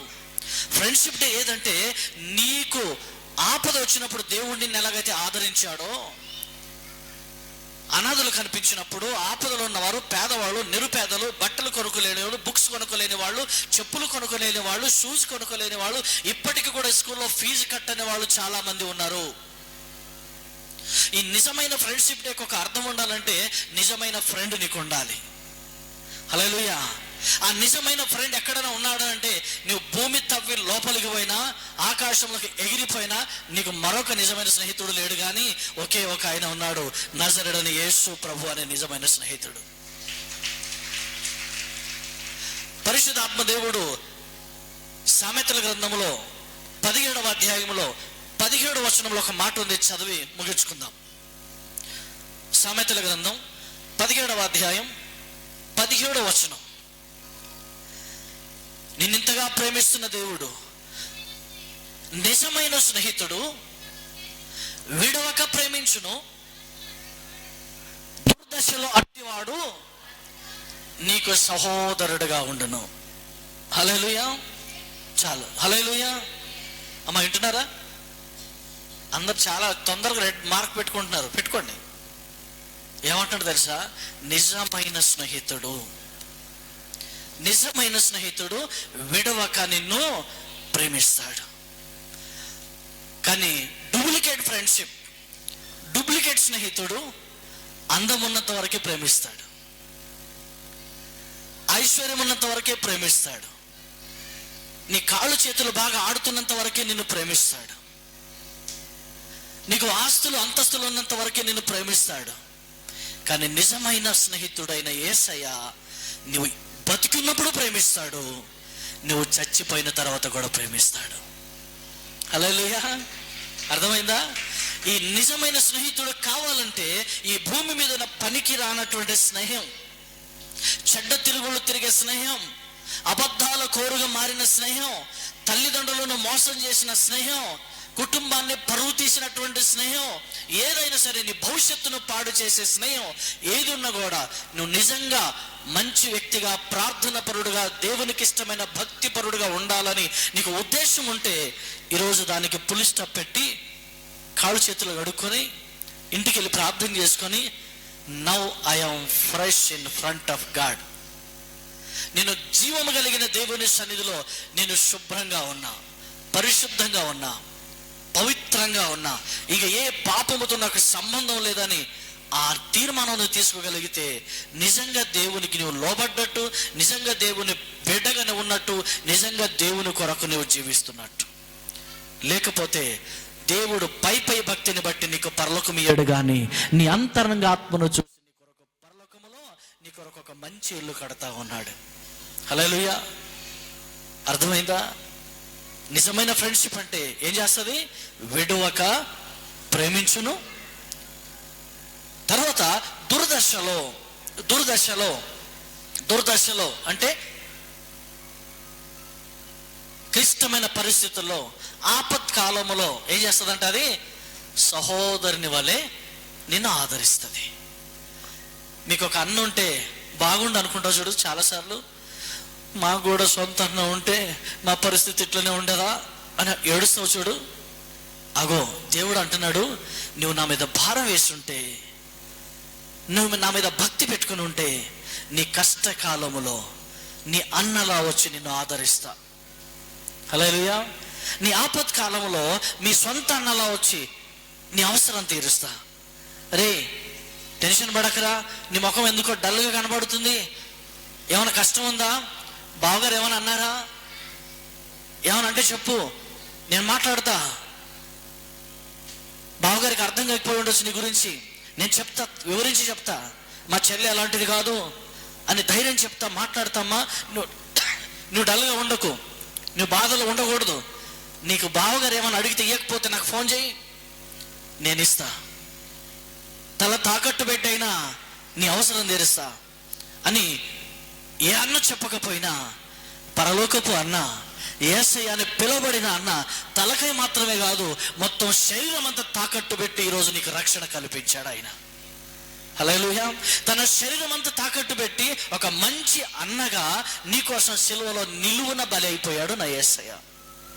అందుకు ఈరోజు ఏమంటున్నానంటే, నీ కష్టకాలములో నేనున్నానని ధైర్యంగా నిలబడి నీకు సహాయం చేసే స్నేహితుడు నిజమైన స్నేహితుడు, ఆయన యేసు ప్రభు. కాబట్టి యేసు ప్రభువును కలిగి ఉన్నవారు ధన్యులు. ఇక నుంచి పవిత్రంగా, నీతిగా, న్యాయంగా, ప్రార్థన పూర్వకంగా జీవించండి. దేవుడిచ్చేటువంటి బహుమానాన్ని మీరు పొందుకోవాలని మనస్ఫూర్తిగా ఈ మాటలు తెలియపరుస్తున్నాను. ఇక్కడ యవనస్తు బిడ్డలకి, చిన్న బిడ్డలకి, పెద్దలైన తల్లిదండ్రులకి నా మనవి ఒకటే, నిజమైన స్నేహం లోకములో ఎక్కడ వెతికినా నీకు దొరకదు. కానీ పరలోకముందు నీ కోసం 24 గంటలు చేతులు చాచి పిలుస్తా ఉన్నాడు. ఈ లోకంలో ఎక్కడ పోయినా నీకు మోసమే కనబడుతుంది, లోకంలో ఎక్కడ పోయినా నీకు మోసమే కనబడుతుంది. కానీ మోసము చేయని వాడు నా యేసయ్యని, మోసము చేయని వాడు నా యేసయ్యని. కాబట్టి మోసము చేయలేని యేసయ్య చేతుల్లో పడి ఆనందంగా ఉంటావా? మోసము చేసే మనుషుల చేతుల్లో పడి మోసపోతావా? అది నీ ఇష్టం. దేవునికి మీ జీవితాన్ని, మీ భవిష్యత్తుని అప్పగిస్తున్నాను. దేవుని సన్నిధిలో వ్యక్తిగతంగా మీరు ప్రార్థన చేసుకోండి. ప్రభువా, పొరపాటు అయ్యింది, ఒక్కసారి తల వంచుదాం. దైవజనులు ఇద్దరు నిలబడి దాదాపు గంట వరకు ఎంతో విలువైన, మా భవిష్యత్తుకు అవసరమైన వాక్యాన్ని ఉపదేశించారు. 2 దాసులు నిలబెట్టుకుని నువ్వు మాట్లాడిన ప్రతి మాటను బట్టి నీకు వందనాలు డాడీ. కృప చూపించయ్యా. ఈరోజు ఫ్రెండ్షిప్ డే అంట, కానీ భూలోకమంతా తిరిగినా నాకు నిజమైన స్నేహితుడు కనపడలేదు. ఎందుకు నన్ను ప్రేమిస్తున్నావు అని అడిగితే వాళ్ళు చెప్పిన మాట, నువ్వు అందంగా ఉన్నావన్నారు, నువ్వు హ్యాండ్సమ్గా ఉన్నావన్నారు, నీ ఆస్తులు బాగుంటాయి అన్నారు, నీ దగ్గర బంగారం బాగుంది అన్నారు, నీ పర్సనాలిటీ బాగుంది అన్నారు. కానీ నేను అంగవైకల్యం కలిగిన వాడైనా, నల్లని దానవైనా, పనికిరాని పాత్రనైనా కూడా నన్ను ప్రేమించిన నిజ స్నేహితుడవు నువ్వు. యేసు నీకు వందనాలు. ఈ లోకము నన్ను ఎప్పుడో నిరాకరించిందయ్యా. నేను యేసయ్యకు దగ్గరైనప్పుడే లోకం నాకు దూరం అయ్యింది. ఈరోజు అబ్రహాము చరిత్ర విన్నాం. నువ్వే పిలిచావు, అబ్రహమా నేను పిలిచిన, నేను చూపించిన దేశానికి పో. I want to bless you. నేను నిన్ను ఆశీర్వదించాలనుకుంటున్నాను. ఈరోజు సంగమా, మీలో ఎవరైతే ఆశీర్వదించబడాలనుకుంటున్నారో ఈరోజు దేవుడు అంటున్నాడు, నేను చూపించు దేశమునకు పో. అంటే నేను చెప్పింది చెయ్యి. ప్రార్థన, నేను చెప్పింది చెయ్యి. అబ్రహామును ఆశీర్వదించినట్టుగా నేను ఆశీర్వదిస్తా. నేను చెప్పింది నువ్వు చేయలేదంటే ఇదిగో నువ్వు ఆశీర్వాదాలు లోతు వలె పోగొట్టుకుంటావు. ప్రియ దేవుని బిడ్డ, నిర్ణయం నీ చేతుల్లో ఉంది. జరిగిపోయిన దాని గురించి చింతించకు, కానీ జరగవలసిన దాని గురించి ప్రభు పాదాలు పట్టుకో. నన్ను త్రోసేయకయ్యా డాడీ, నన్ను విడిచిపెట్టకు ప్రభు.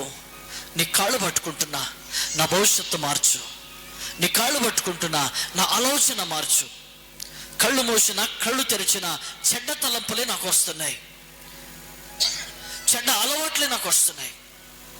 ఈ రాత్రి నీ కృపను బట్టి అవన్నీ నాకు దూరం అవునుగాక. రాత్రంతా నిద్ర పట్టడం లేదు. నిద్ర లేకుండా అసలు ఎందుకు నిద్ర మేలుకున్నానో నాకు తెలియటం లేదు. అలా నిద్ర లేకుండా చేసిన సాతాను శక్తిని, నిద్ర లేకుండా నా జీవితంలో చెలగాటమాడుతున్న దురాత్మ శక్తిని నీవిచ్చిన అధికారముతో కాళ్ళ కింద బంధిస్తున్నాయి. రాత్రి నీ సేవకుని ద్వారా రిలీజ్ అవుతున్న శక్తి ఇక్కడున్న ప్రతి ఒక్కరి మీద కార్యము చేయనుగాక. నీ కార్యము జరిగించునుగాక. స్తోత్రం. నీ కార్యము జరిగించునుగాక.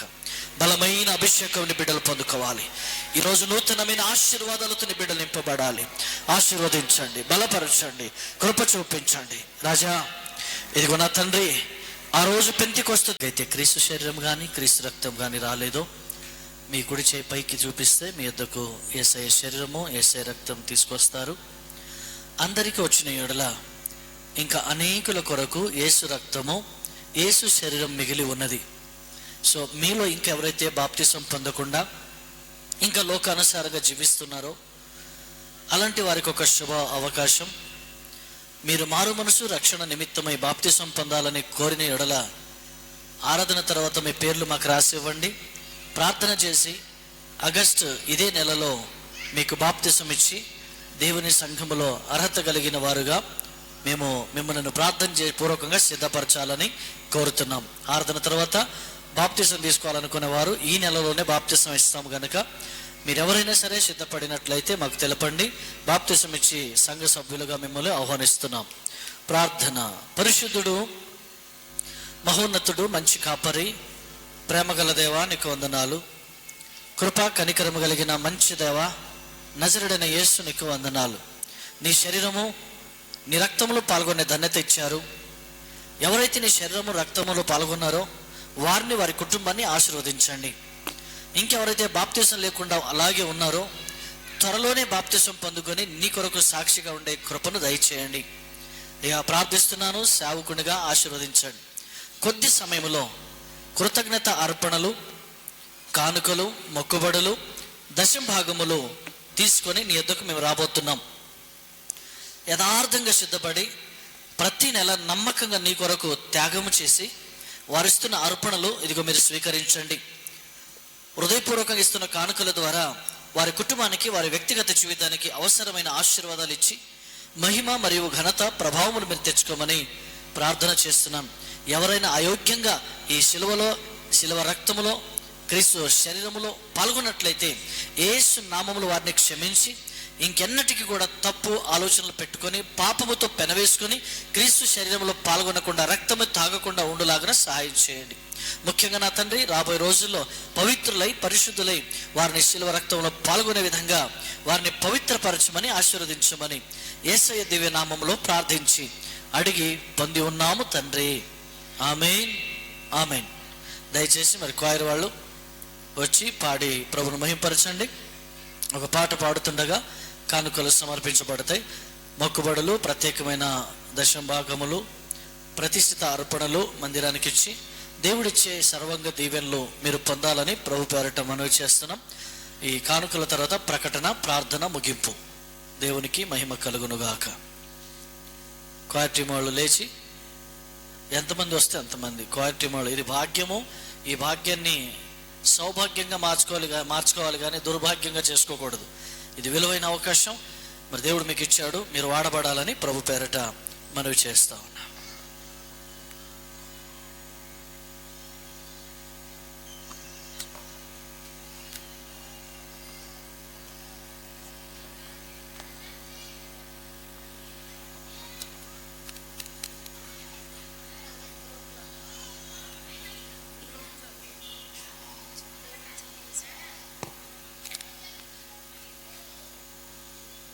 హల్లెలూయా. ప్రేమ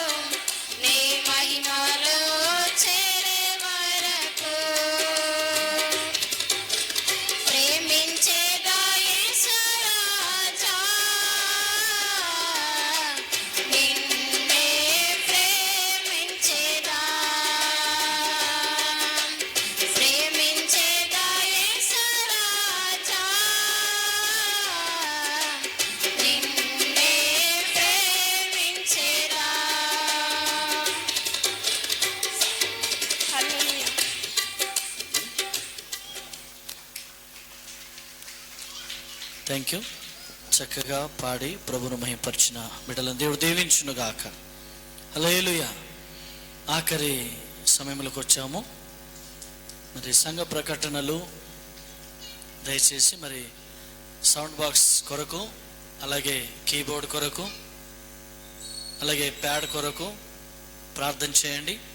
రెండవది, ఉదయకాల ఆరాధన ప్రారంభించబడి దాదాపు కొన్ని నెలలు అవుతూ ఉంది. సో అవకాశం ఉన్నవారు, సంఘములో స్థిరంగా ఉండాలి, దేవుని కోసం వాడబడాలి అని ఆశ కలిగిన ఎవరైనా సరే, సంఘం సిద్ధంగా ఉంది, ప్రేమతో మిమ్మల్ని ఆహ్వానిస్తుంది.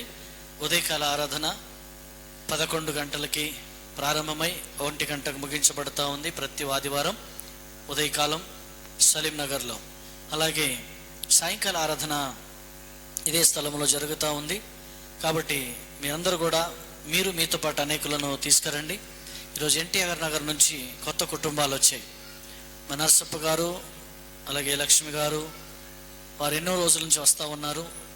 తులసమ్మ గారు ఈ కుటుంబ సమేతంగా, వారితో పాటు ఇంకా కొందరిని ఈరోజు కొత్తగా తీసుకొచ్చారు. సహోదరుడు సంజు గారు, అలాగే శిల్ప గారు. రైట్. ఒకసారి ప్రార్థన చేస్తే దేవుడు గుర్తుంచుతాడు. పేర్లు మర్చిపోను, ఏరే మర్చిపోవచ్చు అప్పుడప్పుడు, కానీ ప్రార్థన అయితే చేస్తూ ఉన్నాం. దేవుడు మీ కుటుంబాన్ని దీవించాలని. ఈరోజు ఇంకెవరైనా కొత్తగా వచ్చినా మీరు ఆఖర్లు పరిచయం చేసుకొని ప్రార్థన చేసుకోండి. యథావిధిగా క్రమంగా అందరూ ప్రార్థన చేసుకుని వెళ్తాం. కాబట్టి దేవుడు ఈ మాటలు దీవించాలి. రెండవ శుభవార్త ఏంటంటే, షాలోమ్ టెంపుల్ సంఘంలో కొత్తగా వచ్చిన వారు హోసన్న సౌజన్యం అనబడినటువంటి సంఘ బిడ్డలు. నిన్న సౌజన్యకి దేవుని కృప ద్వారా డెలివరీ అయింది. మరి చక్కని బిడ్డని దేవుడు ఇచ్చాడు. తల్లి బిడ్డలు ఇద్దరు క్షేమంగానే ఉన్నారని హోసన్న ఫోన్ చేసి చెప్పడం జరిగింది. ముందుగా చెప్పాను, దేవుడు ఆశీర్వదిస్తాడు, ఖచ్చితంగా మీకు ఏం కాదు అని ప్రార్థన చేశాం. సో ఎందుకు ఆయన ధైర్యంగా ఉన్నాడంటే, నేను దేవుని మందిరంలో, దేవుని సంఘంలో నేను వాడబడుతున్నా. ఆయన వచ్చి ఇక్కడ మీకు మొన్న సాక్ష్యం చెప్పాడు. హోసన్న అనబడిన వ్యక్తి భయంకరమైన జ్వరం వచ్చి లేచి నడవలేని పరిస్థితిలో ఉన్నాడు. కాళ్ళతో డేక్కుంటూ వెళుతున్నాడు. లేచి తలుపులు కూడా తేలిన పరిస్థితిలో ఉన్నాడు. సో ఆ పరిస్థితిలో సేవకునిగా ఇంటికి వెళ్ళి ఆదరించి ప్రార్థన చేయడం జరిగింది. దేవుడు ఆయనను ఆ రాత్రికి రాత్రి ముట్టి స్వస్థపరిచాడు. తెల్లారి మట్టి పని చేశాడు, గోడ కూలగొట్టాడు. ఏ బలం లేదు అని లేచి నిలబడలేని పరిస్థితిలో ఉన్నాడో ఆ కాళ్ళకి బలం ఇచ్చి దేవుడు వారిని సాక్షిగా మార్చుకున్నాడు. వారిని తీసుకొచ్చిన వారు సహోదరి మేరీ నాగరాజ్ గారు, తల్లి మరియమ్మ గారు. వీరి కుటుంబం ద్వారా నయమి, ఇదొక ఫ్యామిలీ. ఈ కుటుంబం ద్వారానే వారు ఇక్కడికి వచ్చారు. వచ్చిన వాళ్ళు చాలా హ్యాపీగా ఉన్నారు, సంతోషంగా ఉన్నారు. దేవుడు వారికి ఇచ్చిన తలంతులను బట్టి సంఘంలో వాడబడుతున్నారు. మరొక విషయం, దయచేసి అందరూ కూడా ప్రార్థన చేయాలి. సంఘములో ఈరోజు సహోదరుడు కొన్ని కారణాన డ్యూటీని బట్టి రాలేకపోయి ఉన్నాడు.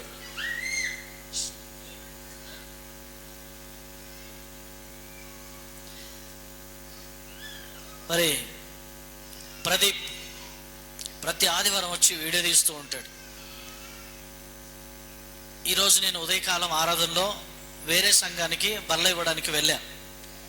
సో దైవజనరాలు పాస్టమ్మ గారు ఎప్పుడు వాక్యం చెప్పేవారు. కానీ ఈరోజు అన్ఎక్స్పెక్టెడ్గా దేవుడు ప్రదీప్ని వాడుకున్నాడు. చాలా హ్యాపీగా అనిపించింది. మంచి వాక్యం, హల్లెలూయా, మంచి వాక్యం బోధించాడు ఆయన ఈరోజు. సో అలా బోధించడానికి టాలెంట్ చాలామందికి ఉంటుంది. దాన్ని వాడకంలో పెట్టడంలో ఆశీర్వాదం ఉంటుంది. టాలెంట్ ఉంది అని దాన్ని పక్క పెడితే తుప్పు పడుతుంది. అలా ఉండకూడదు. దాన్ని సాధకం చేయండి, దాన్ని వాడుకోండి. దేవుడు అంచెలంచెలుగా మీ స్థితిని మారుస్తూ మిమ్మల్ని ఆశీర్వదిస్తాడు. కాబట్టి సమయం పోతే మళ్ళీ రాదు, వయసు పోతే తిరిగి రాదు, ఆశీర్వాదాలు పోతే ఎప్పటికీ పొందలేవు. కాబట్టి ఈ సమయాన్ని గుర్తుపెట్టుకొని, ఈ మాటలు గుర్తుపెట్టుకొని దేవుని సన్నిధిలో ఏమాత్రం సమయం వ్యర్థం చేయకుండా దేవునితో నడవాలన్నది నా కోరిక. మరి రేపు ఉదయం దేవరకొండలో కూడా ఒక మ్యారేజ్ ఉంది. మన సంఘ బిడ్డలో ఒక సహోదరుడు నిమ్రోద్ వాళ్ళ తమ్ముడు మ్యారేజ్. సో నేను వెళ్తా ఉన్నా ఉదయకాలం. దయచేసి ఆ ప్రయాణం కొరకు కూడా ప్రార్థన చేయండి. దేవుని చిత్తం అయితే ఒరిస్సా ప్రాంతానికి వెళ్ళవలసిన అవసరం ఉంది, ప్రార్థన చేయండి. తదనంతరం బ్యాంకాక్ వెళ్ళాలి. సో దాని కొరకు కూడా ప్రార్థన చేయండి. వెళుతున్న అన్ని పనులు ఇప్పటి వరకు విజయమే నా దేవుడు ఇచ్చాడు. కాబట్టి ఆ విజయ దశగా మనం వెళుతున్నాం. సంఘాన్ని త్వరలోనే సొంత స్థలం ఇస్తాడని నేను నమ్ముతున్నా. కాబట్టి దయచేసి ఇది నమ్మిన వారు ఒక్కసారి గట్టిగా చెప్పలు కూడా ప్రభువుని మహిమపరచుదాం. హల్లెలూయా. ఇది ఎందుకు చెప్తున్నా తెలుసా? సంఘములో దాదాపు 2-3 సంవత్సరాలుగా మేము ప్రార్థన చేస్తున్నాం ఆన్లైన్లో. ప్రతి ఉదయం 5 గంటలకు లేచి, చాలామంది సెల్ ఫోన్ ఉన్న వాళ్ళు మాత్రం పాల్గొంటున్నారు, లేని వాళ్ళు నిద్రపోతున్నారు, నో ప్రాబ్లం. కానీ ఉన్నవాళ్ళు మాత్రం పాల్గొంటున్నారు. వాళ్ళని బట్టి నేను సంతోషిస్తున్నా. రేపు సంఘము స్థలం వచ్చిందంటే వాళ్ళే కారణం, ప్రార్థించిన వాళ్ళే కారణం, నిద్రపోయిన వాళ్ళ కారణం కాదు. కాబట్టి మీరు కూడా కారకులు అవ్వాలనుకుంటే మీ సెల్ ఫోన్కి ఈరోజు నుంచి పని చెప్పండి. పనికి మాలిన దాని కొరకు సమయం ఇస్తున్నారు, దేవుని కొరకు సమయం ఇవ్వండి. రేపు ఉదయం 5 గంటల నుంచి 6 గంటల వరకు ప్రార్థన ఉంటుంది, ప్రతిరోజు ఉంటుంది. ఇంతకంటే గొప్ప భాగ్యం ఏముంటుంది? దేవుని కొరకు వాడబడండి, ఆశీర్వాదాలు వస్తాయి. అందుకు ఈ మాటలు మీకు తెలియపరుస్తున్నాను. దయచేసి గమనించి మీరు ఈ విషయాలన్నిటిలో జాగ్రత్త తీసుకొని పర్సనల్ విషయంగా భావించి ప్రార్థన చేయాలని ప్రభు పేరట మనవి చేస్తూ, కృష్ణ సార్, శాంత మేడం గారు ఇక్కడ లేరు, బయట దేశంలో ఉన్నారు, ఈ స్కూల్ ఓనర్స్. దయచేసి వాళ్ళ కొరకు కూడా ప్రార్థన చేయండి. వాళ్ళ పిల్లలు, వారి మనవ సంతానం, వారిని దేవుడు ఆస్వాదించాలని. మేమందరం వాళ్ళకైతే ఏమి ఇవ్వలేం, కానీ వారి కొరకు మనసారా ప్రార్థన చేయగలం. వాళ్ళు కూడా చాలాసార్లు చెప్పారు, మీ ప్రార్థన బట్టి మాకు మేలు జరుగుతుంది, మీరు ప్రార్థన చేయండి అని కోరారు. కాబట్టి మనం చేయగలిగిన ప్రార్థన యథార్థంగా చేద్దాం. ఆ కుటుంబాన్ని దేవుడు దీవించును గాక. అందరూ లేచి నిలబడదాం. ఆఖరి ప్రార్థన ఆశీర్వాదంతో కోడికను ముగించుకుందాం. స్తోత్రం. దూర ప్రాంతం నుంచి వచ్చిన వారు ముందుగా వచ్చి ప్రార్థన చేసుకుని వెళ్తారు. తర్వాత స్థానికంగా ఉన్న వాళ్ళందరూ కూడా ప్రార్థన చేసుకొని ప్రతి ఒక్కరికి సంఘం రుచికరమైన భోజనం సిద్ధపరిచారు.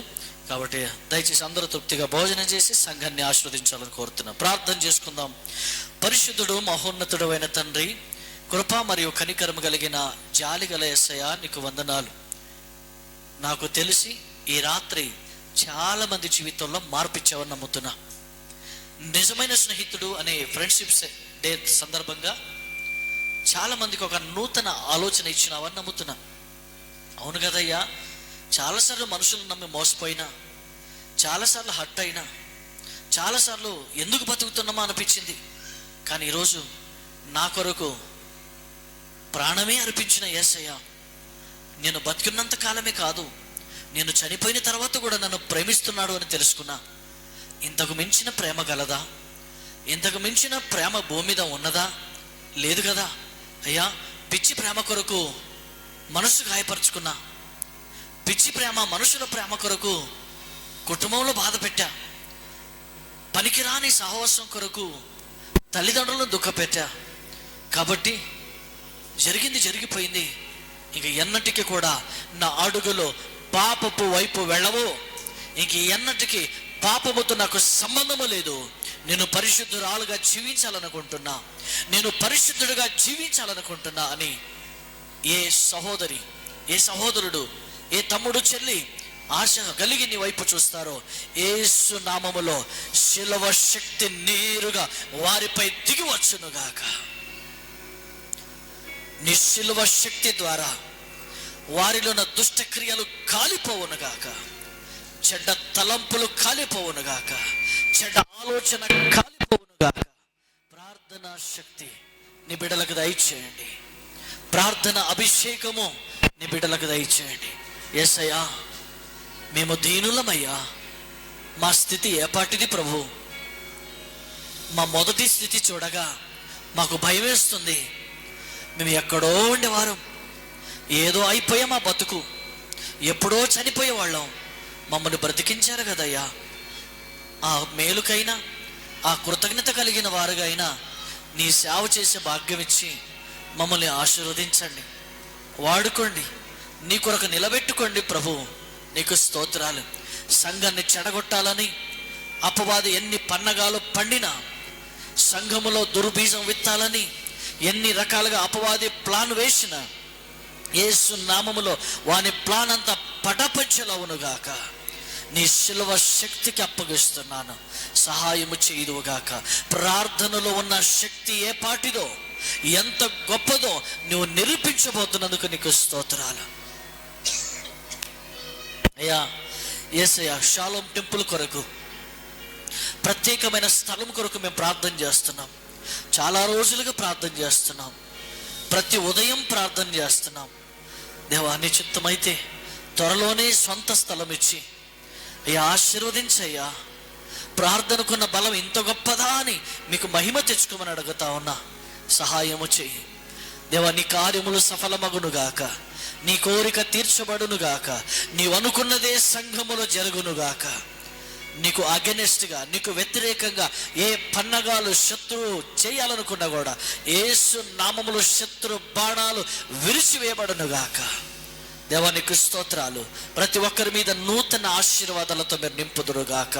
కార్యము జరిగించండి, కృప చూపించండి, బలపరచండి. మీకే మహిమ కలుగునుగాక అని నిశ్చితమైతే వచ్చే ఆదివారము మనస్ఫూర్తిగా నిన్ను ఆరాధించే వరకు నీ కృపలని రెక్కలో భద్రపరచుకో అయ్యా.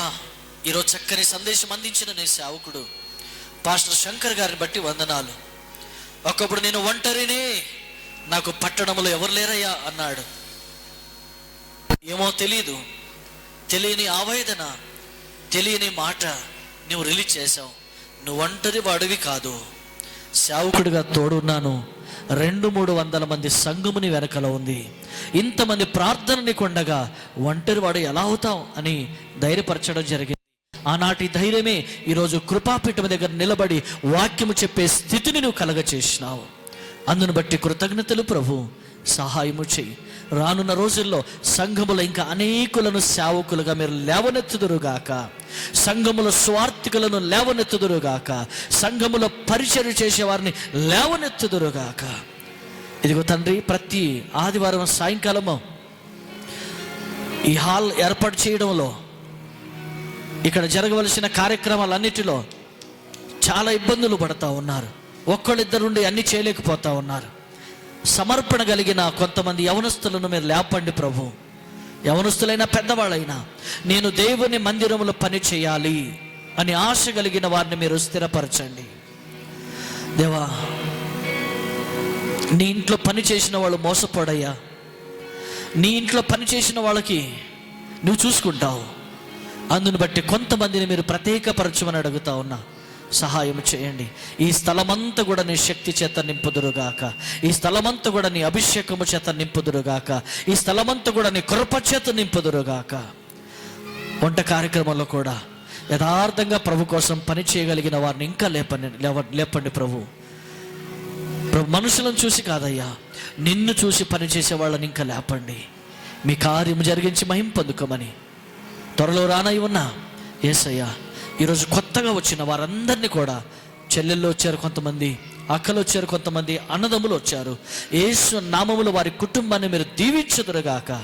షాలోమ్ టెంపుల్ అడుగు పెట్టాను, నా జీవితం మారింది, నా బ్రతుకు మారింది, నా వ్యాపారం మారింది, నా ఆలోచన మారింది, నా పద్ధతి మారిందని నీకు ఇష్టమైన పాత్రగా నిలబడి సాక్ష్యం చెప్పే కృప దయచేయమని సర్వోన్నతుడైన యేసు దివ్య నామమును అడిగి పొంది ఉన్నాము తండ్రి. ఆమేన్, ఆమేన్. మన ప్రభుని యేసుక్రీస్తు కృప, తండ్రి అయిన దేవుని ప్రేమ, పరిశుద్ధాత్మ దేవుని సన్నిధి సావాసం కూడొచ్చిన మనందరికీ, సార్వత్రిక సంఘము సకల పరిశుద్ధులకు, ఈరోజు కొత్తగా వచ్చిన వారికి, వాక్యం అందించిన సేవకులకి, మారు మనసు రక్షణ పొంది దేవుని కోసం నీతిగా బతకాలని ఈరోజు తీర్మానం చేసుకున్నటువంటి వారికి, వారి కుటుంబానికి, తరతరానికి ఎల్లప్పుడూ తోడై ఉండి నడిపించునుగాక. ఆమేన్, ఆమేన్.